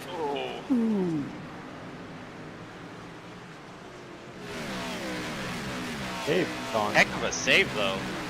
Yeah, what Dave said. Yeah. Oh, we're gonna be side by side at the bus stop. Wilkinson on Pocock. Pocock making the business decision. I think Pocock has chose to stay out on this last caution, trying to jump track position. We seen him do this earlier, and now he's kind of just backing up like we seen him do the first run. Yeah, to go back to that first lap back under green, man, Leighton Norgard could not catch a break. First, he got bodied by Cale Pocock in the center of the S's. Then he got put out wide in the middle of the bus stop and had to cut the corner. And then he got bodied again going into the penultimate corner. And it's just like, I don't even know how many positions Norgard lost. And he was like, I think 6th or something. Yeah, he lost about Yeah, 11 spots. I think what happened there too is we talked about maybe more guys staying out, well, less guys flipped that stage. So now the guys on old tires, there's fewer of them, and they were just getting ran over. I mean, this 7 car's out here, and when you had the buffer, it was great. You could get lined up, start hitting your marks, get those guys with new tires stuck, but now there was just a couple of them, and I mean, this 7 car is just, I mean, he's struggling out here right now. It's a lot different when there's 5 or 6 guys on old tires versus 1 or 2 that are flipping it. You know, I'm not counting Stanley as that 1 or 2 because he's fast on 40 lap old tires, whereas some of these other guys, you know, 3 or 4 lap difference on tires, that's going to be quite the detriment. I don't even think he needs tires. Oh! I tell you what, I thought Gavin was going to go ahead and say, see you later. I thought so too. Cale shut the door in his face.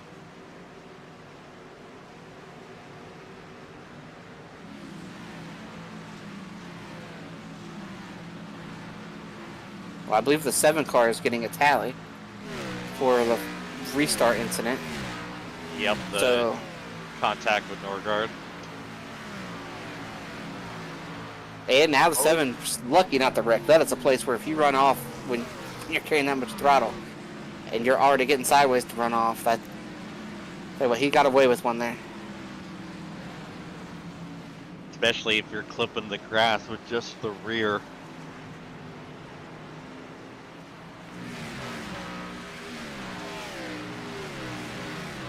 They fly up out of this carousel. 20's closing back up. It took him a full lap to really get back to try to make in a position to even be able to make a move here on the 7.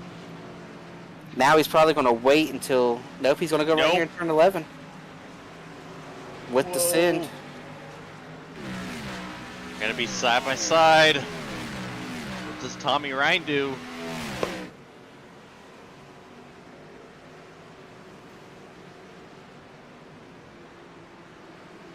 All right. Tommy sends it. Yeah, he'll follow Higgins through. Now the 7 has to lift to try to get back in line, but he's offline. Now the 7 have a run at him. Yeah, Jesse Racema's trying to take his turn. That didn't work, and now he has to worry about Mikolajczyk. Oh, Paul misses the corner. No. Oh, Paul wow. misses it. Oh, The no, 7's it's around. tail spinning. He's good. Wow. Cale with the big save. Wow. I'll tell you what, that could have been a mess and a half.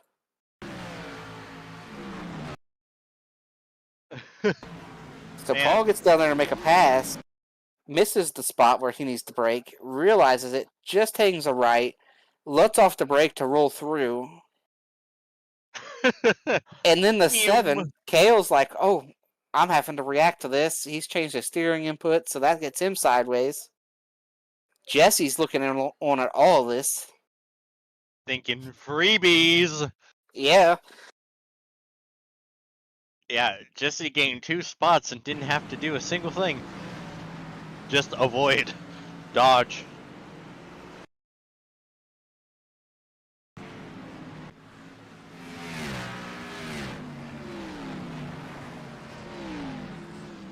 There goes Bodie trying Bodie to by work. Wilkinson. And Scott's up here in fourth. He's hanging on again.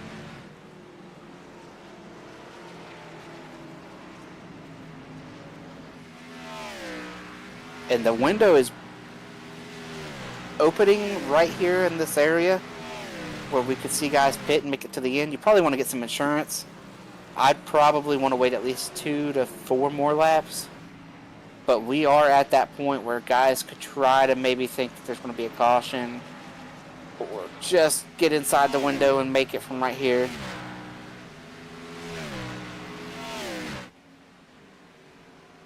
Yeah, It's personally, I would kind of look to probably go as long as I could. Maybe try to set up a bit of an overcut and get yourself the pressure tires later and just kind of hope that we don't get a caution.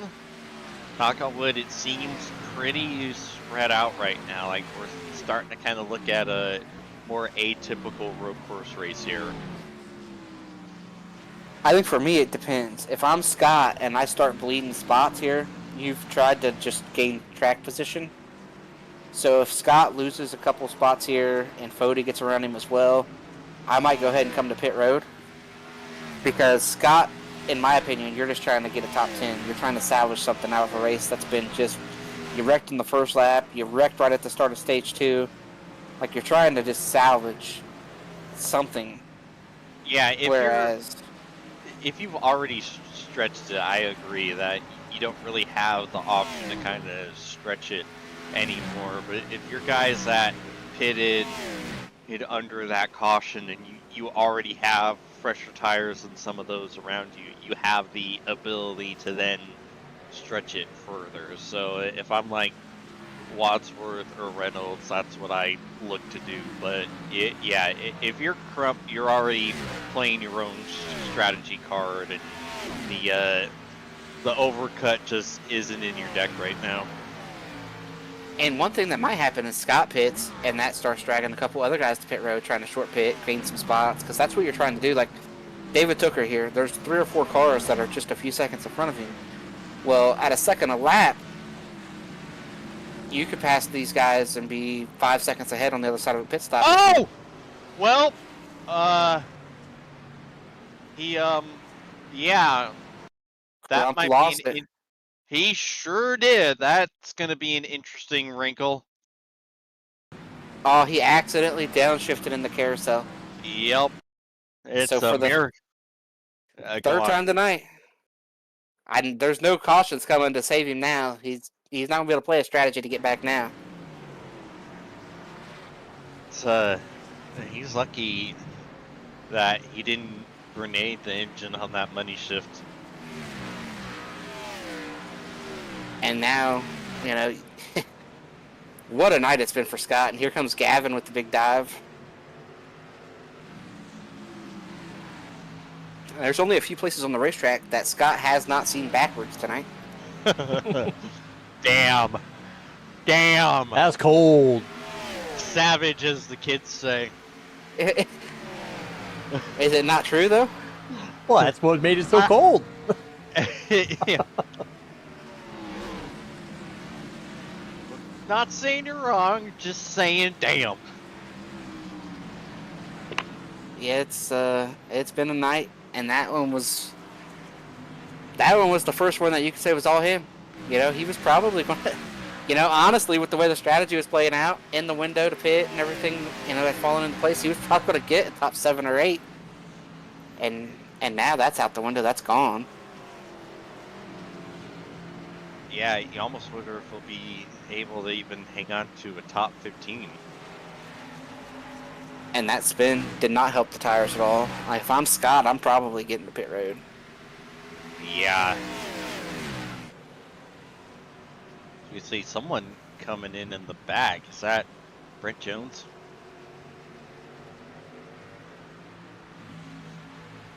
Yeah, if I'm a guy like Scott, I'm probably getting Oh, to pit north road. I'm even looking at some other guys too. Kale's backslid a lot. I might consider pitting if I'm Kale because you're right there at that edge. It might be too late for. I mean, 20 seconds is about the safe spot. 22, you're in the danger zone of getting lapped. So, like, it might be too late for Kale, but Scott's there to be able to pit, stay on the lead lap. Taking a look here at Brent Jones. Goes wide and track's dirty out there. Great save, though.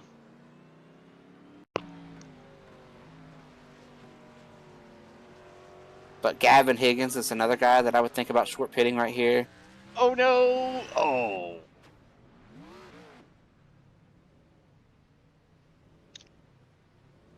Bad night for the 3. Some of these guys, their night went from bad to worse.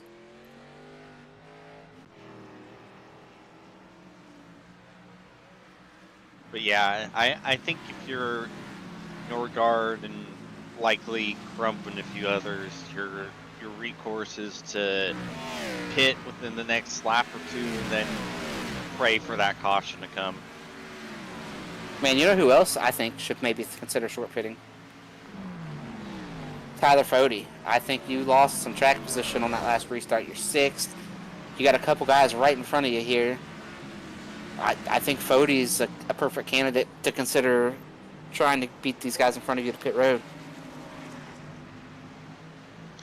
Yeah, because not only is he 6, he's on 8.5 seconds behind Ethan Stanley. Yeah, I don't know that short pitting is going to get you to Stanley, but short pitting will definitely get you up to 4th. And you never know. We get that caution in right after Fody pits, and all of a sudden, Fody's sitting in the catbird seat. Yeah, if you're going to try to get a caution at the perfect time, you want the caution to come out when you're sitting in your pit box. Yeah, you want to hit pit road under green. You're sitting there. Maybe as they jack the car up, caution comes out, because you know when you leave pit road, you're going to catch up. They're all going to pit. You're going to stay out, and you're going to be the leader.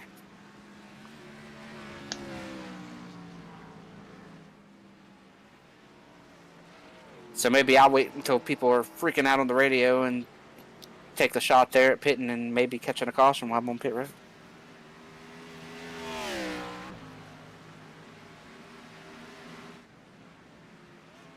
But I also believe the odds of the caution dwindle the longer we run here as the field gets more strung out. Now, if something were to happen in this, like there's a pack of cars out here, the 20, the 90, 66, the 70, the 77, if something happens in the middle of this pack of cars, there's 3 or 4 cars get involved, we get that caution.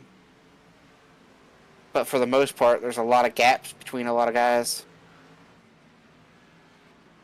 Yeah, you might need a miracle for that caution to come out at this point.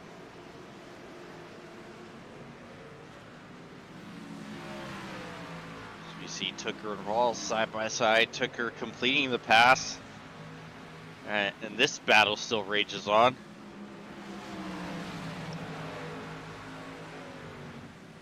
And this is still a battle for like 11th, 12th, 13th, 14th. So it's still in that game for Scott, staying out and trying to steal some track position, but he'll be thinking, what if, he was running like 4th or 5th when that deal happened, so.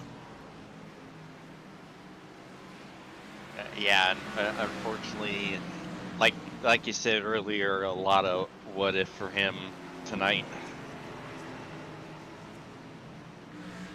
I think the theme for Scott Crump the last couple years, not just a couple seasons, but the last couple years from the sim has been what if? What if that didn't happen? What if this didn't happen? And a lot of speed with very little to show for it. Here he goes, taking a dive under the 20. The 70 comes to pit road. Now Jesse's saying, let me see that yellow flag fly. there's debris out here. There's oil down, something. That's what Jesse's saying. And at the very least, even if he doesn't get that caution, it's going to give him an opportunity for the undercut and try to get out of this 5-car battle and try to get ahead of him. Yeah, and how you run through pit road is a big deal too. When you're this close, you know, he was right there in that battle for 11th. If you do a really good job on your pit entry and running pit road, getting in your stall, you could easily gain 2 or 3 seconds just by executing pit road perfectly. Plus, you beat him there by a lap. I mean, we're talking a 5-second swing here. If they were to pit this time, if Jesse did a great job and somebody does a bad job. And Here comes Crump. Looked like he did a good job. I don't know about you, James. One of the most fun things to do is green flag pit stops. I've really enjoyed, you know, coming to pit road, trying to brake at the last possible second, trying to execute pit road right there at the edge of that speed and get stopped in your box perfectly and get a good launch and a good blend. Like, that's some of the most fun I think you can have is a green flag pit stop. And you know that it can get you such a massive advantage. You know, if you can figure out how to maximize all that speed coming on the pit road without speeding and getting that major mistake, that there's a high chance that that's going to get you a position or two, you know, especially in times where being able to make positions out on the track isn't always that easy or sometimes impossible. You know that you're just giving yourself a massive advantage if you're able to execute on pit road. And it's fun because it's stressful. You have that rush of all that stress. What happens if you don't execute? You know, if you air mill it on the pit road and you either get a speeding penalty or spit, you air mail your box. You know, on the flip side, that the massive advantage you could get could turn into a massive disadvantage if you flub up anything. Yep, and all that leads to a lot of time gained, a lot of time lost. Taking a look here, I believe this is one of the Adams brothers. Which one doesn't matter, they've both been involved in so many incidents tonight. Not bad.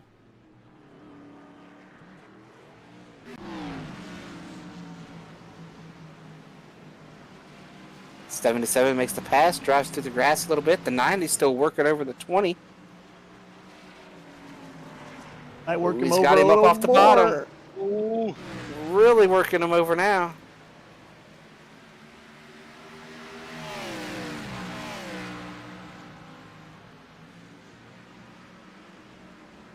Scott said, listen, buddy, I'm faster. I'm trying to come through. Making it pretty tough. This is kind of the... Scott is the opposite car now of the one that he was when he got turned over there in turn 10. At this point, the 20 knows he's faster. The 20's taking some liberties, turning across the nose of that 90. Eventually, the 90's not going to lift for him. Eventually, the 90's going to say, you know what, I'm in here. I'm not giving it back to you. You opened it up. You try to shut it again. You're going to be the guy that's looking at the racetrack backwards.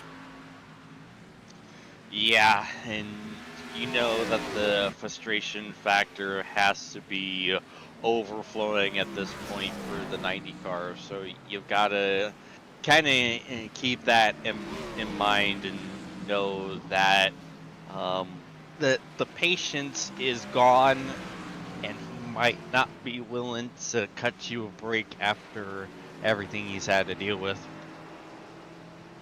Yeah, because I believe that was the second time I've seen the 90 cut the 20 a break when he could have really stuffed it in there.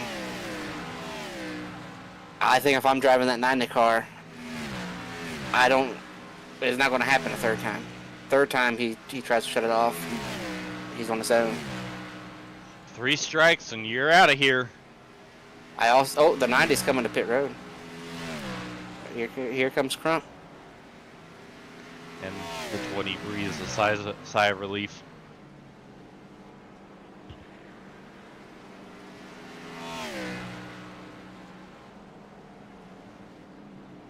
closing up here on 4th place is Tyler Fody. Did we have a pit stop from the front? Am I missing? No.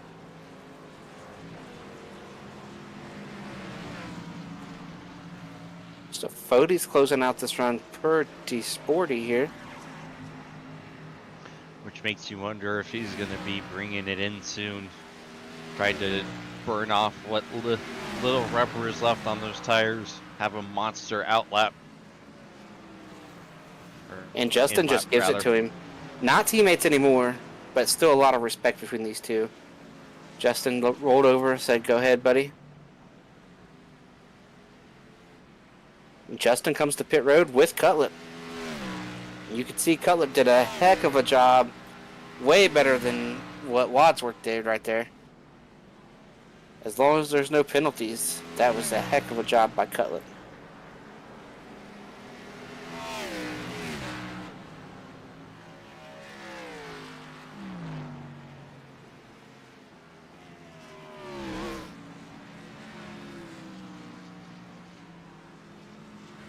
So now with a lot more cars up in the top 10 bringing it in, how much longer to do Stanley, Hibbs, Frankenfield? I don't know, but was there a wreck leaving stay pit out? road? Did something just happen with Cutlip, or was it just an almost wreck? I saw those two cars nearly come together. Oh, contact. wow, they did bounce each other right there. Oof.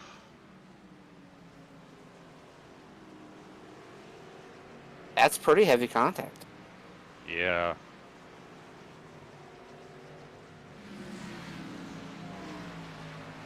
I think what they did too was either fuel only or just a couple tires. We saw Wadsworth getting 4. So that's another thing that's going to come into play. Do you 2 Do you 2 none? They only needed about 10 or 15 laps of fuel. So not a full tank. I still, personal preference on a road course in this car, I like getting 4 tires. I can see the argument for 2, but I like 4. I think 4 will overcome 2, so we'll see. We'll see if Justin can run back down.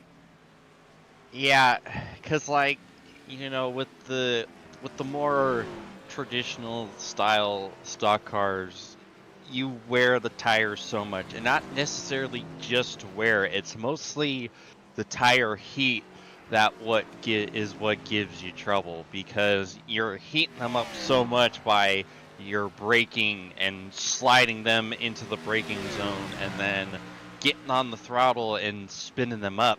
And it's very easy to both slide the fronts under braking and spin the rears, because as everyone's aware, these things can't grip to save their lives. They are not built for this type of racing. They do not have a whole lot of grip, and so because of that, the tires just take so much punishment.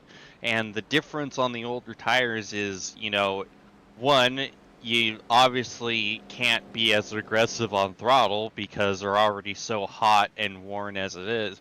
But another underrated aspect is your braking performance. Like, you have to back up the braking zones a lot more with worn front tires than you would with fresh tires. And that also costs yourself a lot more time as the run goes on. So, yeah, you're going to gain a decent amount of time with taking 2 or no tires under this final stop, but you're at such a net loss because of the fact that the guys on fresh tires will just be able to drive so much harder. And the argument for 2 tires is there's only one left-hander that you're really putting a lot of stress on the right front tire. Turn 10 down there is the only one where that right front takes a big load. Everywhere else is a right-hander. Turn 1, the first turn into the bus stop, the carousel, turn 11, those are heavy right-handers that are really loading up the left front.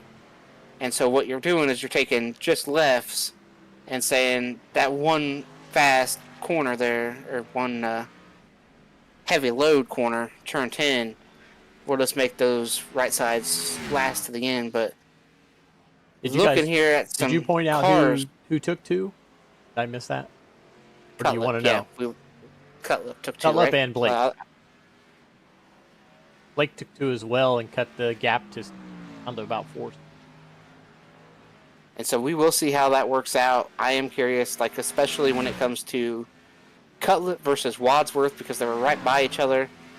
Wadsworth has already trimmed that down to 3.5 seconds. So I just don't think 2's the call. I didn't like it when he did it because on the sim, like in real life, I think you could get away with it because they have such a hard tire and they don't wear tires like we do on the sim. On the sim, we wear tires out pretty much everywhere equally, and so I think being on the sim, that right front's probably getting a good load based on how they have it in the sim coming up the hill in the S's. When you turn back to the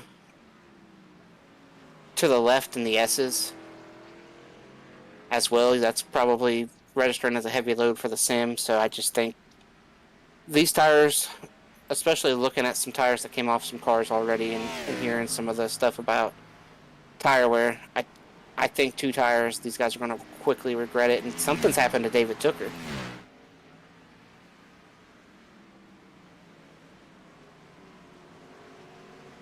I am not sure what, but he has left the session. And he was running right around 10th, I believe.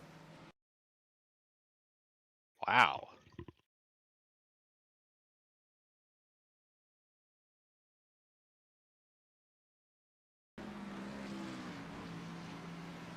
Wonder if he had something happen before this, because I think he just pulls off the pit road and stops.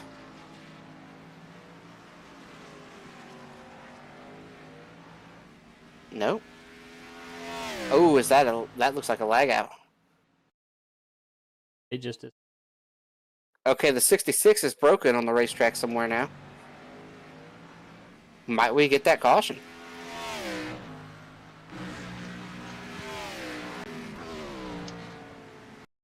'66 really struggling around out here.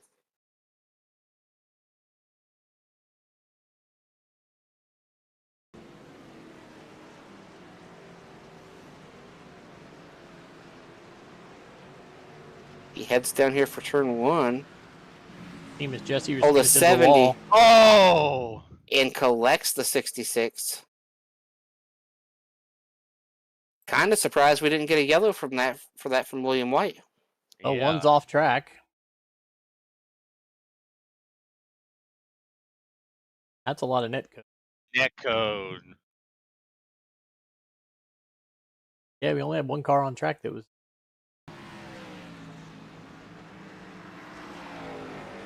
'66 limps around.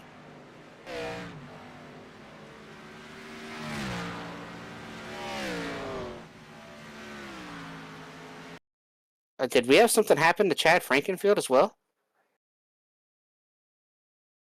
Chad Frankenfield's fallen behind Wadsworth in that group. Something has happened to Chad.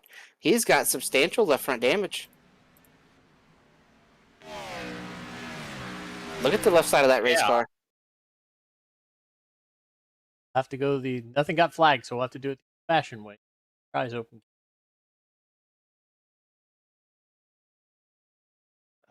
He still has it there.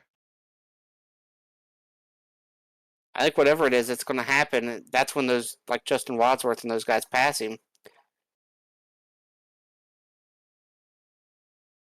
Apologies, everybody. This is the only way we can find it. Yeah, this must have happened quite a while ago, and we just missed it. Typically, if something happens to Chad, he'll call it out, and we won't. I'll go ahead and play it, see if I can find when Wadsworth overtook Chad.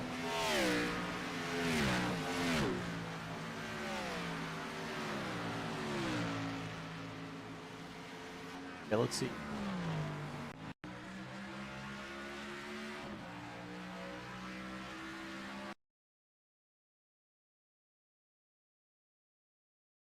Odie passed one.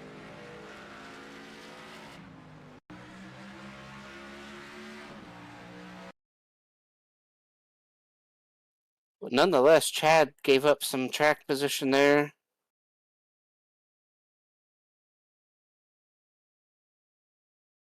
I don't know. Not tagging I him. don't know.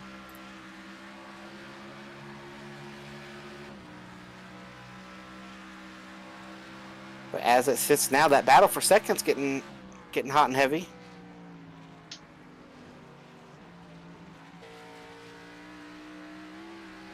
Ethan Stanley well going out in front of all of it. Yeah, Ethan's on cruise control as everyone else are very much not. Yeah, that battle for second, it's down to not even half a second. Yeah, I think at the line last time they were side by side, I think the pass was made by Gavin Hibbs.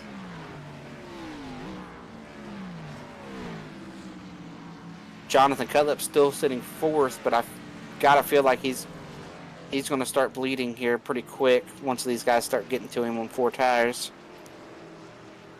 Although, didn't we say Reynolds took 2 tires as well? Yes. Well, the certainly doesn't look like a bad call for him. Yeah, I don't know. We'll see. I feel like at some point you're going to start bleeding spots when that left front gets down there pretty torn up. What a run for Hibbs, though. I mean, he started 36th and he's up to second. Yeah, that cannot be talked about enough. There's your difference, though, between 4 tires and 2.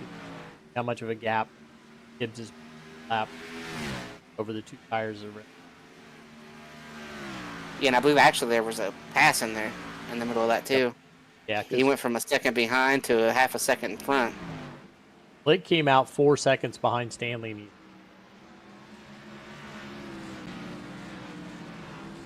So he is bleeding, James. That thing is, that wound is getting open more and more here as well. Well, there went that theory. he's running 14 sevens and buddy around.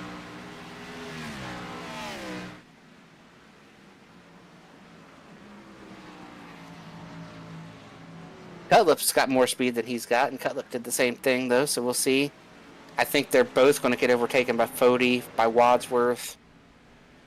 Don't really know what happened with Chad, but Chad's not far behind Wadsworth, but that's all they're going to do is bleed back Chad's to still at speed. He's seven. doing 13.66 last lap, so.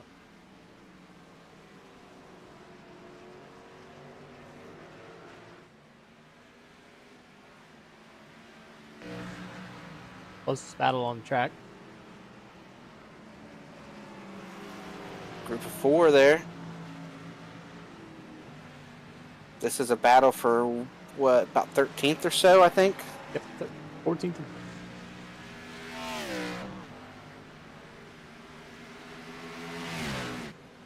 Good recovery for Leighton from where he's been. Yeah, he's trying to salvage something from that. No good, awful, terrible, very bad first lap back after the final restart. Or most recent restart, I should say. I think the 68's got a pretty good recovery going on right now as well. He was one of the cars we've seen in that big wreck in the S's. He was the initial car that got churned. He's back up in the top 15. A lot of battle scars all over a lot of these cars.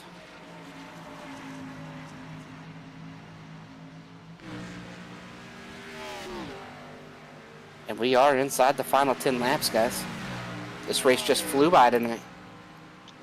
Absolutely. Even with some of the calamity that we've seen tonight. Yeah, they've given us a lot to talk about. A lot of chaos, a lot of craziness. We've seen it all. We've seen a bunch of yellows. We've seen a long green flag run with the green flag pit stop. Through it all, Ethan Stanley setting sail right now, looking like he's going to win the race. By over 15th. But it's not over yet. He's got internet and had internet issues. Of course, he's got internet, but he has had a lot of internet issues, especially recently, so right now he's just hoping the internet holds together.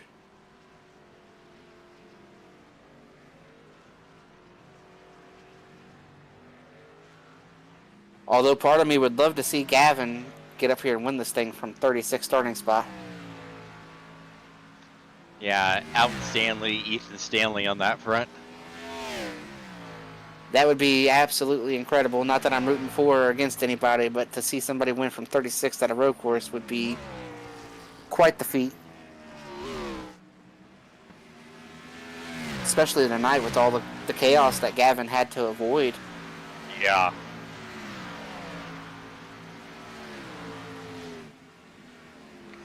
And here comes Fody. He's reeling in Jonathan Cutlip. Whoa. And this is where I think the two tires are really going to start showing their age. Once the closer Fody gets, the more John's going to try to pick up the pace, the more he's going to try to make some kind of speed. And in doing so, that's going to heat those tires up some more, and you just don't have the left side tires you need. Or the right side tires you need, excuse me. I imagine they changed lefts. Nah, going with the secret strat, take right sides. Yep, we're going to struggle in all the corners, but I'm going to tell you what, turn 10 is going to be great for us. That's where we're going to make our money.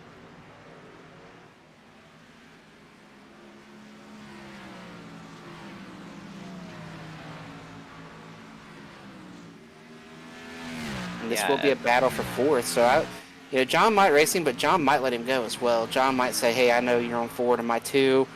If I just let you go, there's still a shot that I stay in front of Justin and Chad. Whereas if I try to race you, and I might lose 3 spots instead of 1.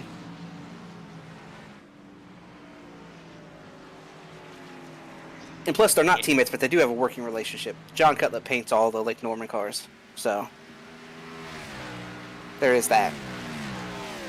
And at this rate, it might turn into a battle for third, as Reynolds is right there in front of Cutlip. Jacob Adams on pit road all by himself, well outside of the picture of this race.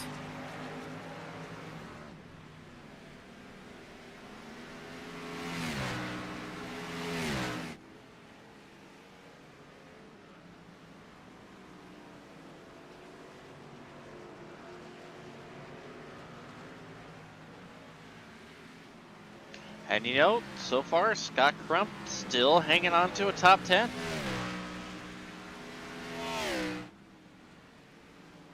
Yep, just trying to salvage a top 10. He's got some guys not too far behind him, but I think he could do it as long as he doesn't make any more mistakes. As long as he doesn't get backwards again. If he gets backwards again, I don't know.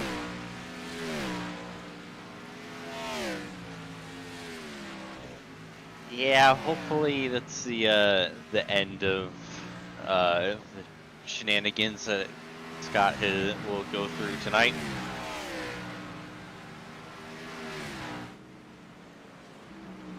And if Scott leaves here in 10th, he's going to get to the end of this race, and he's going to be like, you know what? We were backwards 3 times tonight, and we still managed a 10th place. I think I'm going to take that. And I'm going to get up out of here, get back to an oval next week. Yeah. Yeah, you can't, after everything he's been through, you can't ask for much more than that. That's a fine recovery, show of damage control from the 90.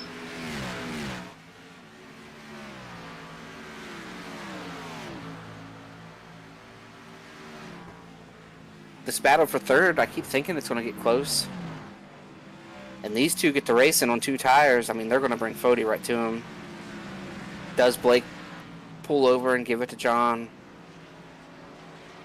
Does he fight him? And if he fights him, I feel like Fody's got more to fight with 2 more tires. But Justin's fallen off. Like, I'm kind of surprised how far back Justin and Chad have fallen. Yeah, and even Fody's starting to lose a bit.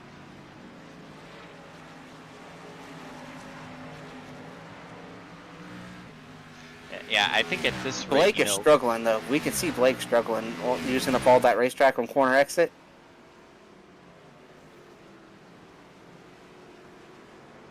I don't know if you saw that or not, James, but right there out of turn 11, I thought Blake was going to hit the wall. Oh. No, I didn't. I'm too busy watching this. Like, look at that. Cut lip is all over him, and Blake is still continuing to slide. And just like that, Cutlip's S's were all messed up with dirty air. Blake is struggling to get any kind of rear grip, and now Fode's just there in the fight.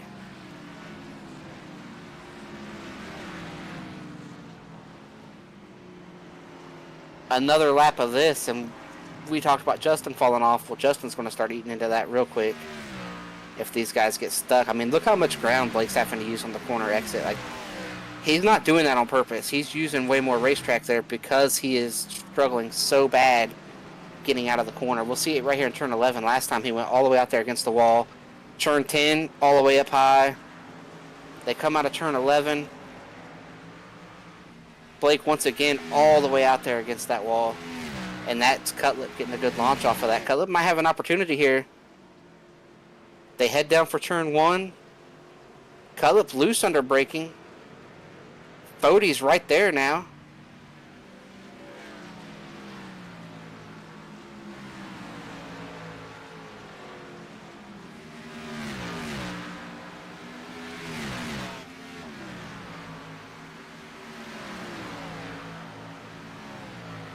Oh, wow. Big Another wiggle. huge wiggle from Reynolds out coming off of the S's. I mean, he is really struggling with rear grip right now. I mean, we'll see it right here. This is another corner where we've seen Blake just really have to go out way wide. There's going to be a slow car up here this time, so he's going to have to shorten it up, and that's going to hurt his exit. You see it? That hurt him a little bit there on exit. He didn't have all that room. John's going to have another opportunity if he wants to dive. Yeah, lap Doesn't traffic. do it. See, they're still going to have 2 more lap cars to deal with here. Jane Racimus does a great job getting out of the way of this battle. And that kind of hurt John a little bit because John couldn't open up his exit at all. So that gave Blake a little bit of breathing room down here for turn 1.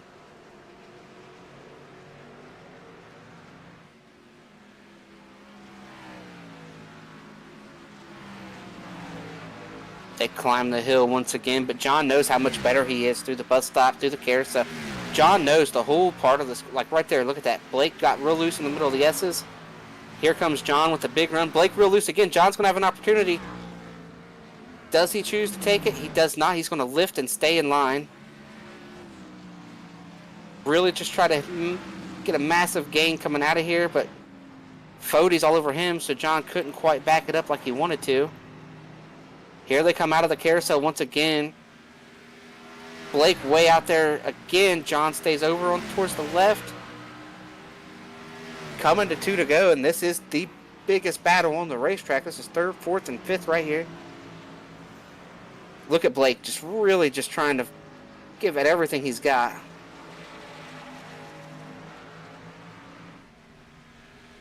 Now, what do you do if you're Fode? You've got to be aggressive. You got to start making your own moves at some point. Because you still have to get by Cutlip, too.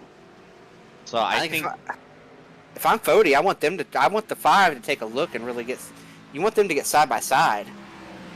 I think if you're Fode, you want them to get side by side and maybe both of them really mess up the exit of a corner and you be able to pass them. You know, go for the old 2 for 1.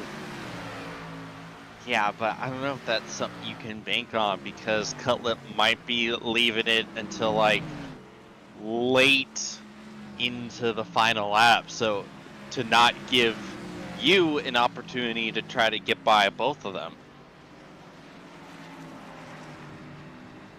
This is where we've seen Blake really struggle. This whole section right here, Blake cleans it up that time. Much better for Blake. Still not as good as Cutlip behind him, but that was much better. Stanley takes the white flag.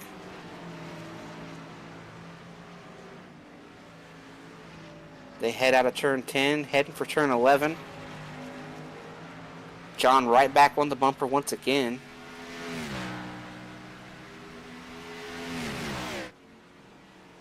Last time into the heavy brake zone of turn 1. John really backs it up, and here comes Fode like you were talking about. Fody with the look. That might be all Blake needs to get away. It depends, because John had to open that up a little bit when Fody got in there. Yeah, Fody getting a massive run here through the S's. I think he's going to send it.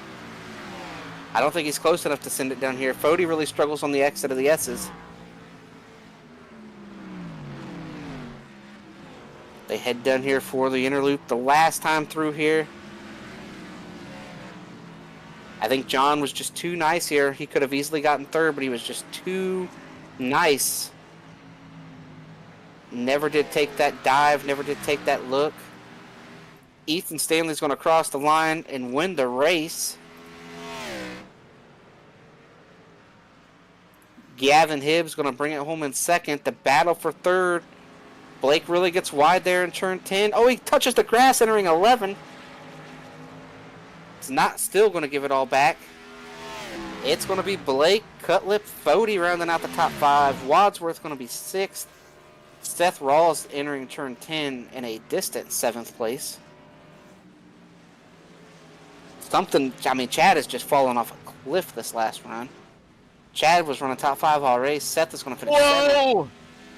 Brandon's going to finish 8th. Chad's going to finish 9th.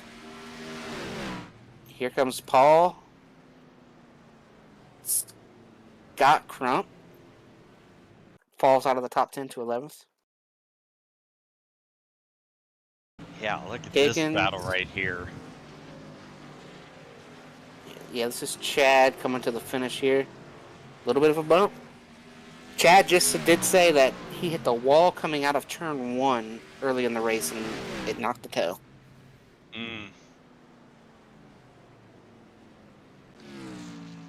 Yeah, and you see that explains everything on why he just suddenly lost all that pace.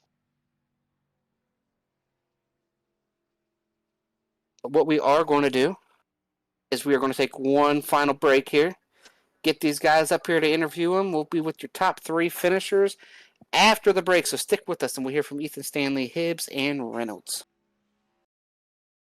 3 years of sellout crowds, 3 years of edge of your seat action, 3 years of jaw-dropping finishes. Worldwide Technology Raceway has rocked the world of NASCAR, and now NASCAR is giving us another reason to celebrate. The 2025 NASCAR Cup Series Championship playoffs are coming Sunday, September 7th, 2025. Just when you thought the racing couldn't get any more intense, now every single lap matters. One wrong move could be the difference between elimination and being crowned the king.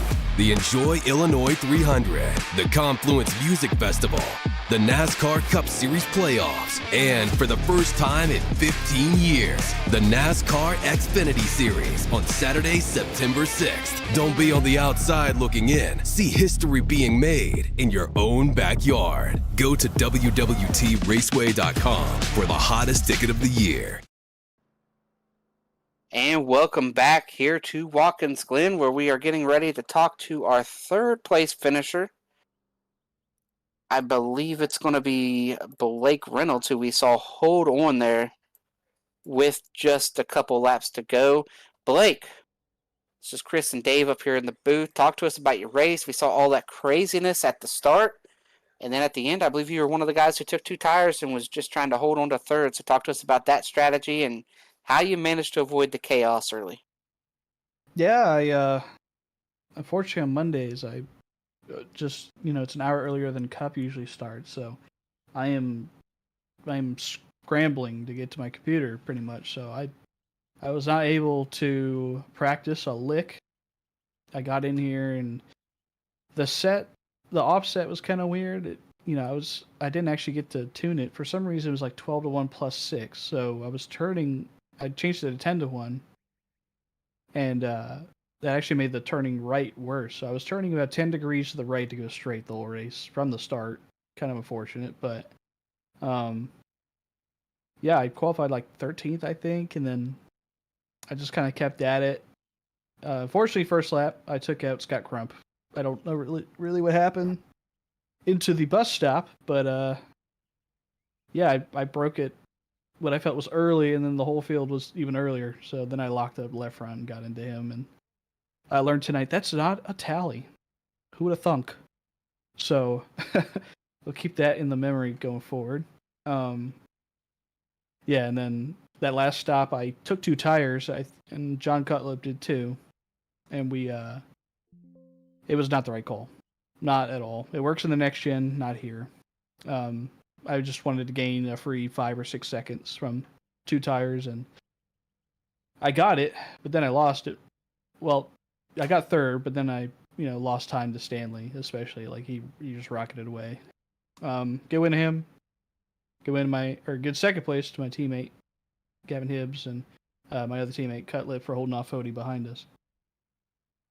Well, all right, Blake, that about sums it up. So before you jump out of here and get ready for next week, where we're going back to just those left turns, who helps get it done for you week in, week out? That'd be Channel 199 Sim Racing, Racecraft Academy, Track Racer Simulation, Drink Machine Works. All my teammates in this series and the Cup series, and you guys for covering it. And I guess Mark Rebilas covers this series, and Chad and the admin team, and yeah, it's good stuff. All right, Blake, thanks for talking to us. We can't wait to see you next week. Yep, thank you.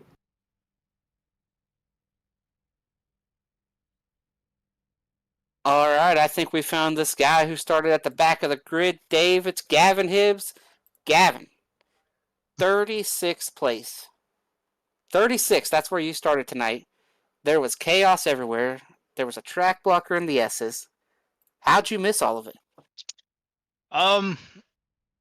Well, first off, I missed squall because I was like, I'm gonna take a little nap before the race because that's what I usually do to keep myself awake for these. And then I woke up, it was like 7:36, something like that. So qualifying was almost over. So I'm like, I got to jump in here real quick. But that first stage where there's a lot of wrecks around me, just especially the one on the final corner, I thought my race was over because I saw a hole down on the inside wall, and I got hit, but luckily net coated through. But the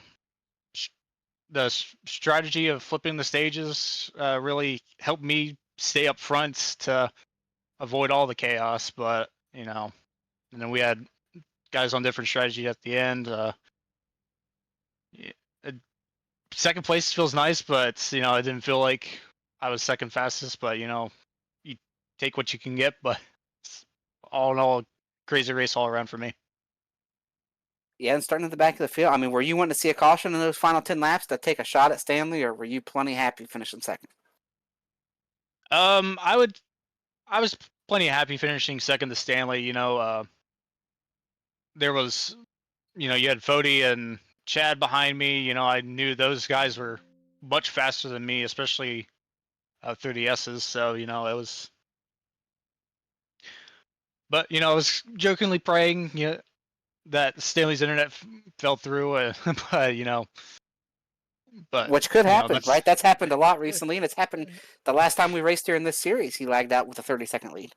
Yeah, but that's it's not going to happen when you're running second, right? Yeah, no, but that's also kind of I don't want to win races like that.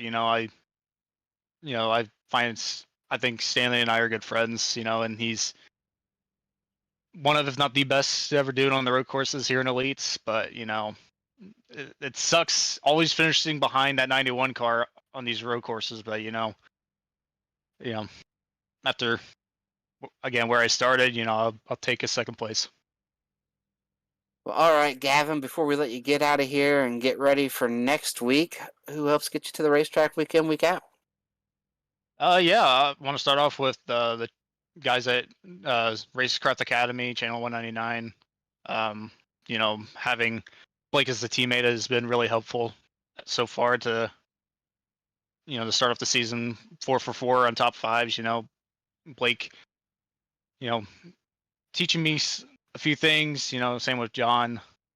Next Level Racing, and then my parent team over at Strictly Stock Motorsports. Those guys are great friends of mine, known them for a long time, and if it wasn't for them, I probably would have stopped sim racing a long time ago. So can't thank all those guys. Well, all right, Gavin, congrats on the P2 from P36, and we will see you next week.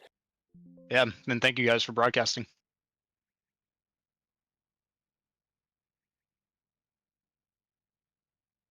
Well, now we got the race winner. No excitement here. I think his name was already on the trophy when they gridded up. But we do have Ethan Stanley, who did have a little bit of excitement early in the race. We saw the Tony Stewart, Jeff Gordon part 2 up through the S's there. Stanley, take us through the start of the race, all those cautions, all those restarts, and then it settled in there that last stage. Yeah, it was like we couldn't even get the race going. Had a little tussle there with Fody. He got me on the restart, just squeezed me wide. Luckily, we kept it straight.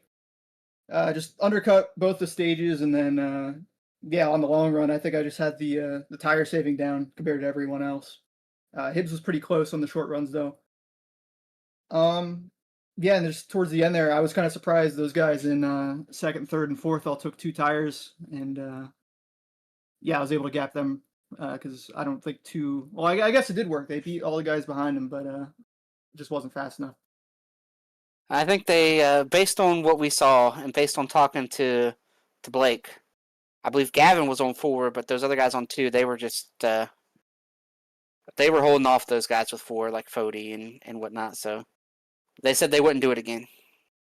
Yeah, I wouldn't imagine. So no 2 tires ever crossed your mind. Now, I do want to ask you about stage 2. We saw just 1 or 2 guys pit there, and I kind of thought you might stay out and win the stage since nobody was close enough to make you, to be able to beat you to pit road from second on back. Any thought to win the stage at that point, or were you just pitting all the way no matter what? I was pitting no matter what. I'm not fighting for points here, not doing a full season. So just want the track position. Wanted to make sure I was out front for the restart and the final caution. Well, all right, Ethan, before we let you jump out of here, and I guess you're not running for points. This is, I believe, the first race. We had the question last week if you were even going to show up. So when will we see you again, and who helps get you to the racetrack when you do show up? I'm going to have to look at the schedule. But I plan on making like a couple more starts this season, at least. Probably Dega later in the season too. Big shout out to Blue Egg Marketing, longtime sponsor with the team. Big shout out to Lake Norman Motorsports, Tyler Fody, and Scott Crump tonight. We had a pretty decent night. Big shout out to you guys up in the booth. Always love watching these races back. Of course, JD Designs, Jonathan Cutlip, paints all my paints. He always does a great job. Big shout out to all the admins that run this stuff, and Chad, of course. Well, all right, Ethan, we'll let you jump out of here and prepare for whatever comes next for Ethan Stanley. It's always fun to see you on the racetrack, always fun to get to race with you, except for when it's at a road course. Yeah, we know you're going to win these things or have a good shot at it when your internet holds up. So we'll see you the next time you're out here. Don't make us wait too long. All right, you'll probably see me at like Sonoma or something. Yeah, the road course, right? You're going to show up when you can win? What is that? No, I could probably show up one of these other ones too. Well, all right, Ethan. We'll see you down the road. Yep, see you then. Well, Dave, it was a chaotic first 20-25 laps. Settled in there, I guess, about the middle of stage 2. I think we ran about 10 laps in stage 2 and then all of stage 3 without a caution. So these guys got all the wrecking out of the way, and then they settled in and had a green flag stop, and it kind of turned into the race we expected. Any final thoughts from you tonight? Yeah, that's kind of what I was going to say, that in the end, it turned out to be the race we expected, but the start to finish was a whole lot of adventures really hadn't planned on. That made it entertaining. Yeah, and we heard Ethan say he'll show back up, I guess, at Sonoma. That's when we can look to see him again. So that next road course. I don't blame him. If you want to go cherry picking, you pick where you're going to be most successful, right? I guess, but I mean, what fun is that? I think if that's what he's going to do, we should make him start last. Make him pass everybody. I don't know Ethan really well, but I think he's the kind of guy who's always competing against himself every lap, no matter. So each lap time is probably. But nonetheless, it was a great race. Got to see all those cautions, all those restarts early. Got to see some great battles, some great fights. As for Elite Racing Network, I believe we'll be back in the Gen 4 series tomorrow. There's a Cup race on Wednesday. I believe there's an IndyCar race on Thursday, Dave? Pocono. Is there... Yes. So there it is, Pocono. And I think Pocono Wednesday as well. So Yes. Somehow we got a Pocono bunch here. Yep. And, well, I guess the ARCA series is over. Who won that championship? Justin Vandermarl has won the Well, championship, congrats to and he is Justin. exiting. Gavin Hibbs will also not be running 5 wins, I believe. Showed up tonight with him. Yeah, and the only series not at Pocono this week, I guess, is going to be tomorrow night, where we're at, I believe, is it Texas or Atlanta? Charlotte Legacy. Charlotte. See, I was wrong. Charlotte Legacy tomorrow. Not Pocono. A little bit disappointed because Pocono and the Gen 4s, that could be a lot of fun, but make sure you tune in to see Pocono on Wednesday, Pocono on Thursday. The trucks next Sunday are going to be at Nashville Superspeedway. That should be a heck of a race. That concrete monster there. And as for us, we'll be back next week from Pocono. We're going to be at Pocono next week, Dave. We'll be the last ones to get in there and race. I guess when Chad's making the schedule, he likes copying and paste, so he keeps going. So, well, I think Chad lives over there too, right? It's awful convenient that, you know, those tracks that Chad likes to get to and he likes to see ran are, they always find their way on the schedule. Yeah, we can always count on Watkins Glen, Pocono once during the season. But that's going to do it for us from here. We'll be with you next week from Pocono. I want to give a shout out to Mark Rebilas, everybody out here, Blue Egg Marketing, all our sponsors, you, Dave, everybody at Elite Racing Network, Chad Frankenfield. None of this happens without everybody working together and pulling the same direction. So shout out to Chad for everything he does and kind of got this thing going, and now to be where it's at with what you're doing with ERN, Dave, and none of this happens without you two working together. So big thanks from us and from everybody who tunes in. But we'll be back next week, same cast of characters. James had to sneak out of here and had a little bit of something to do there after the race was over. But Dave and I and James will be back next week. We will see you in Pocono.